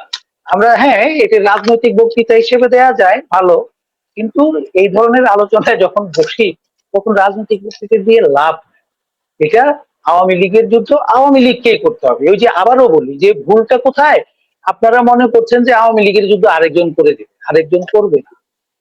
আমি বলিনি যে এই কথাটা যে আওয়ামী লীগের যুদ্ধ আরেকজন করে দেবে, বলছেন না যে সারা দেশের মানুষ নেমে পড়বে, সারা দেশের মানুষ নামবে না। আমি আওয়ামী একথা লীগেরও বলিনি। অর্ধেক মানুষ নামবে না, আওয়ামী লীগের বলি- অর্ধেক মানুষ নামবে না, কারণ 15 বছরে যে চুরি চামারি যারা করেছে তারা যদি ডাক দেয় তাহলে আওয়ামী লীগেরই ভালো লোকগুলি কি নামবে? নামবে না। আমরা একটু অন্য প্রসঙ্গে আসি। এটা তো বাস্তবতা যে চুরিদারি তো করেছে, সবাই করেছে আমি বলছি না, কিন্তু যারা করেছে তারা ডাক দিলে কি নামবে? নামবে না। আমরা আমরা এটা একটু মাথায় প্রসঙ্গে রেখে কৌশলটা নির্ধারণ অন্য একটা করতে হবে। আমি প্রসঙ্গে আসি, সেটাই বলছি। অন্য একটা প্রসঙ্গে আসি আমাকে যেটা মাথায় রাখলে একটু, জি একটু আমি যদি 30 সেকেন্ডে শেষ করি, যে এখন আমাকে মাথায় রাখতে হবে যে এই যুদ্ধে আওয়ামী লীগকে একা করতে হবে। এই যুদ্ধ আওয়ামী লীগের সবাই মাঠে আসবে না। এই যুদ্ধে যারা নেতৃত্ব দিবে তাদের যাদেরকে চেহারা দেখা যাচ্ছে তাদের অন্তত 70% ছাঁটাই করে ফেলতে হবে, ঝেঁটিয়ে বিদায় করে দিতে হবে, নতুন মুখ নিয়ে আসতে হবে। তারপরে কৌশল নির্ধারণ করতে হবে যে আমার প্রতিপক্ষের যে শক্তি, এই শক্তির সাথে ভারসাম্য রেখে আমি কিভাবে যুদ্ধটা করব। এইসব কৌশলে যদি মানে আসেন তাহলে হয়তোবা কিছু হবে, তা না হলে এই দেশের ভবিষ্যৎ অন্ধকার, যে অন্ধকারই থাকবে, সেই আওয়ামী লীগ সেই বিএনপি ওই অন্ধকারই থাকবে। বারিক ভাই, উনি যদি কথাটা বলেছে আমার তো একটু উত্তর দিতে হচ্ছে। উত্তর দিবেন ঠিক আছে? আমি এক করি আপনাকে। উনি কিন্তু সেই মানুষ যে এই যে আপনারা আওয়ামী লীগ যে ক্ষমতাচ্যুত হয়েছে, এই ক্ষমতাচ্যুত হওয়ার পরে বাংলাদেশে যারা ক্ষতিগ্রস্ত মানুষ মনির তাদের একজন, কিন্তু তিনি চাকরিয়া দিয়েছেন। হ্যাঁ, তার ইয়েটা মনে আমি একটু প্রসঙ্গে আসি, যেটা এই ভারতীয় একটা গণমাধ্যম, ভারতীয় গণমাধ্যম নিউজ করেছে, এটা বড়কে আবার উত্তর দেবেন। মনির আগে নিউজ করেছে যেটা, যে আওয়ামী লীগ সরকারের 3জন গুরুত্বপূর্ণ চরিত্র, সালমানের চন্দন নন্দীর রিপোর্ট, হ্যাঁ চন্দন নন্দীর রিপোর্ট, সালমানের রহমান, তারপরে আনিসুল হক, আরাফাত হোসেন, এই 3জন ডিপ এটা হাস্যকর মনে হয়। এই রিপোর্টটা আমি দেখেছি, চন্দন নন্দীর রিপোর্ট, ওই বেটায় বসে বসে মাঝে মধ্যে এরকম সব লিখে। আচ্ছা আপনি একটা কথা বলেন, আমি খুব খারাপ ভাবে বলি, ধরেন আরাফাত রহমান, আরাফাত সম্পর্কে আওয়ামী লীগের অর্ধেক লোক খুব খারাপ ধারণা, এই বেটায় ওই আওয়ামী লীগের সময়ে জয়কে ব্যবহার করে এই করেছে ওই করেছে অমুক করেছে তমুক করেছে সব। আচ্ছা সে এটি সত্যি যে সে এক ধরনের পাওয়ার এক্সারসাইজ করেছে, সে ক্ষমতার একদম শীর্ষের কাছাকাছি তো গেছে, সে কেন ডিপ স্টেটের সাথে ষড়যন্ত্র করতে যাবে? তার কি পাওয়ার কিছু বাকি ছিল? ডিপ স্টেটের সাথে ষড়যন্ত্র করে কি সে ক্ষমতার কাছে যেতে পেরেছে? তো সে কেন ওইটা করতে যাবে? সুতরাং এই চন্দন নন্দীর এইসব রিপোর্ট মাঝে মধ্যে সে করে আপনার ওই একটু চমক তৈরির জন্য, এইরকমটা করে। আচ্ছা সালমান রহমান বলেন, সালমান রহমানকে কি এই ডিপ স্টেট প্রধানমন্ত্রী বানাবে বলেছিল যে সে এই শেখ হাসিনাকে সরানোর জন্য ওই ষড়যন্ত্র করবে? সে কি শেখ হাসিনার সময়ে আওয়ামী লীগ আমলে খারাপ ছিল? ষড়যন্ত্র তো সে করবে যার সামনে হয় একটা মোলা থাকবে যে তোমাকে এই করে দেবো তুমি যদি এটা করে দিতে পারো আমাদের আমাদের হয়ে, অথবা সে এখন বঞ্চিত, এই ক্ষোভ আছে যে আমি এটা হইতে পারতাম দলের মধ্যে আমি হইতে পারি নাই, চাইলে তাকে লোভ দেখায় করে দিতে পারে। সালমান রহমানের কি কোন রকমের প্রাপ্তির কোনো ঘাটতি ছিল আওয়ামী লীগ আমলে? সে যে ওই ষড়যন্ত্রে যাবে, এগুলি হাস্যকর কথা। ডিপ স্টেট আওয়ামী লীগের ভেতরে বিএনপি মহাসচিব এই নিউজটাকে ব্যবহার করেছেন, যেটা যেখানে শেখ হাসিনার বিরুদ্ধে এত অভিযোগ, শেখ হাসিনা পুরো দেশটাকে লুটপাট করে নিয়ে গেছেন, সেই শেখ হাসিনা এসএলএম গ্রুপের টাকা নিয়ে বাংলাদেশে ইলেকশন ঠেকানোর জন্য কাজ করছেন। মানে ওরা কি স্বীকার করবে এর মাধ্যমে যে শেখ হাসিনা আসলে কোনো দুর্নীতি করে না, তার হাতে কোনো টাকা নেই? আমি বুঝলাম না এটা কি বলেছে মির্জা ফখরুল, টাকা দিয়ে ওই রিপোর্টটা হচ্ছে এসএলএম গ্রুপ থেকে 2,500 কোটি টাকা নিয়েছেন শেখ হাসিনা বাংলাদেশে নির্বাচনকে ভণ্ডুল করার জন্য, যেটা বিএনপি এখনকার নির্বাচন ভণ্ডুল করার জন্য বিএনপি মহাসচিব আমি জানি না রাজনৈতিক বক্তৃতা, মাঠের রাজনৈতিক বক্তৃতাকে আলোচনার মধ্যে টেনে আনার অর্থ খুঁজে পাইনি আমি। এই কারণে মাঠে একটি দলের রাজনৈতিক নেতা তার দলের কর্মীদেরকে খুশি রাখার জন্য নানান কথা বলতে পারে। আচ্ছা যদি এখন ইলেকশন না হয় আওয়ামী লীগ কি লাভবান হবে? আওয়ামী লীগ শেখ হাসিনাই হোক XYZ যেই হোক টাকা নিয়ে ইলেকশন ঠেকিয়ে দিল, ইলেকশন হলো না, তাতে কি আওয়ামী লীগের লাভ হবে? আপনাদের কি মনে হয়? বরং ইলেকশনটা হলে, একটি নির্বাচিত সরকার এলে ওই সরকারের উপর যেই চাপটা তৈরি করা যায়, এই ধরনের অনির্বাচিত সরকারের উপর ওই রকমের চাপ তৈরি করা যায় না। কারণ এই অনির্বাচিত সরকারের পেছনে বাইরের যেসব শক্তি, এই শক্তি ওই শক্তি, নানান শক্তি কাজ করে। নির্বাচিত সরকারের শক্তি একটাই, ওই ওদের দলটা, তাই তো? তো ওই সরকারের উপর বরং তুলনামূলকভাবে বেশি চাপ তৈরি করা যায়। সুতরাং যত তাড়াতাড়ি নির্বাচন হবে আওয়ামী লীগের জন্য ততটা ভালো হবে। হ্যাঁ, আপনি বলতে পারেন যে বিএনপি এসে কি আওয়ামী লীগের লোকজনকে রেহাই দেবে? রেহাই দেবে না, তাদেরকে আরো বেশি মামলা দেবে। কিন্তু এটিও ঠিক, এই দুইটি দলেরই খুব দুর্ভাগ্যজনক ভাবে এই দুইটি দলেরই একটি চরিত্র এক, সেটি হচ্ছে যে দুইটি দলেরই উচ্চ পর্যায়ের অধিকাংশ নেতা হচ্ছে দুর্নীতিবাজ। টাকা খেয়ে দেখবেন যে বিএনপি ক্ষমতায় আসার সাথে সাথে আওয়ামী লীগের যেসব নেতা জেলে আছে এদের অধিকাংশ মুক্তি পাবে। কিভাবে জানেন? ওই বিএনপির অমুককে টাকা দেবে, এরপরে জেল থেকে পিপি সাহেব, জিপি সাহেব তার আর জামিনের বিরোধিতা করবে না, এরকম চলবে, তো অর্ধেক মুক্তি পাবে। আওয়ামী লীগ বিএনপি যদি ক্ষমতায় আসে, রাজনৈতিক সরকার ক্ষমতায় আসলে যে লোকটা এখন ব্যবসা করতে পারতেছে না, সে ওই আওয়ামী লীগের ওই এলাকার নেতাকে কিছু টাকা পয়সা দিবে যে ভাই, যেটা নাকি অতীতে বিএনপির কিছু লোক করেছে, আওয়ামী লীগের লোককে টাকা দিচ্ছে, ভাই আমার ব্যবসাটা কোন রকম করতে দাও, করছে। ঠিক একই কাজ হবে, যে আওয়ামী লীগের এই লোকটা তখন কিছু টাকা একজনকে দিয়ে সে ব্যবসাটা করতে পারবে। এখন তো সে কাকে টাকা দিবে? আর্মিকে টাকা দিবে, পুলিশকে টাকা দিবে, এনসিপি কে টাকা দিবে, জামাতকে টাকা দিবে, না বিএনপি কে টাকা দিবে? সুতরাং সে তার কোনো উপায় নাই। বিএনপি র টাকা দিলে এনসিপি গিয়ে পুলিশের কাছে হস্তান্তর করে ধরে নিয়ে গিয়ে, জামাতকে টাকা দিলে আরেক বিএনপি গিয়ে ধরায় দিবে। এগুলি তো চলছে এখন। কিন্তু যত দ্রুত নির্বাচনটা হবে তত এক ধরনের স্বস্তি, যে স্বস্তি না, যে স্থিরতা আসবে, স্থিতিশীলতা আসবে, যে মানুষ জানবে যে কাকে খুশি করলে আমার কাজটা হয়। এখন তো জানে না। সুতরাং আওয়ামী লীগ টাকা খরচ করে নির্বাচনকে ভণ্ডুল করার চেষ্টা করিতেছে, এটি একটি অলীক কথা। এক, আচ্ছা, নির্বাচন ভণ্ডুল করে সামরিক শাসন আনা, যদি সামরিক শাসন আপনি নিয়ে আসেন, অতীতে সামরিক শাসনের সময় আওয়ামী লীগ সুবিধা ভোগ করেছে, আপনি তাইলে এটা স্বীকার করতে হবে। আপনি কি এটা স্বীকার করেন? আপনি কি বলতে চান যে অতীতে সামরিক শাসন হলেই আওয়ামী লীগ লাভবান হতো? হতো না। এক। দুই নম্বর হচ্ছে যে আগামীতে যদি সামরিক শাসন আসে, সেই সামরিক শাসনের সময় আওয়ামী লীগই লাভবান হবে, সেটাই বা ভাবছেন কিভাবে? আপনি তো জানেন না সেই সামরিক সরকারটা আসলে কার লাভ হবে কার লোকসান হবে, সেটা তো পরের বিষয়। আমি একটু আগেই বললাম যে সামরিক বাহিনীর অবস্থাটা কি, সবচেয়ে বেশি লাভবান হবে জামাত ইসলাম এখন যদি সামরিক সরকার হয়। আওয়ামী লীগ কি তাহলে জামাতের কাছে ক্ষমতা দিতে চায় ইলেকশন ঠেকাইয়া? যেটা নাকি আজকে বিএনপি অভিযোগ করতেছে, তারেক রহমান সাহেব অভিযোগ করতেছে নির্বাচন নিয়ে একটা দল ষড়যন্ত্র করতেছে, কিন্তু জামাতকে ইঙ্গিত করতেছে জামাতের নানান দাবির কারণে। এখন আওয়ামী লীগ জামাতের কাছে ক্ষমতা দিতে চায় বলে আপনার মনে হয়? নিশ্চয়ই না। এটা তো অন্তত বিশ্বাস করি। শেখ হাসিনা ধরেন পাগল হয়ে গেছে, পাগল হয়েও কি উনি জামাতের কাছে ক্ষমতায় যাক সেটি চাইবেন? এতটা কি পাগল হবেন উনি? মনির হোসেন লিটন, আমরা আসলে অনেকক্ষণ চমৎকার একটা বিতর্ক হয়ে গেল, সেটা প্রাচীন বিচ্ছিন্ন হয়ে গেছেন। আপনি ভালো থাকবেন, আমরা আবার কোন একটা সুযোগে ভালো থাকবেন। আপনার দর্শকদের, আপনার মাধ্যমে আপনার দর্শকদেরও শুভেচ্ছা জানাই। কঠোর কথাগুলি বললাম, কঠোর কথা এই কারণেই বলা যে দেশের পরিস্থিতি আসলেই চরম নাজুক, যেটি অনেকে বুঝতে পারছে না, কারণ তারা মাঠে ঘাটে বের হতে পারছে না।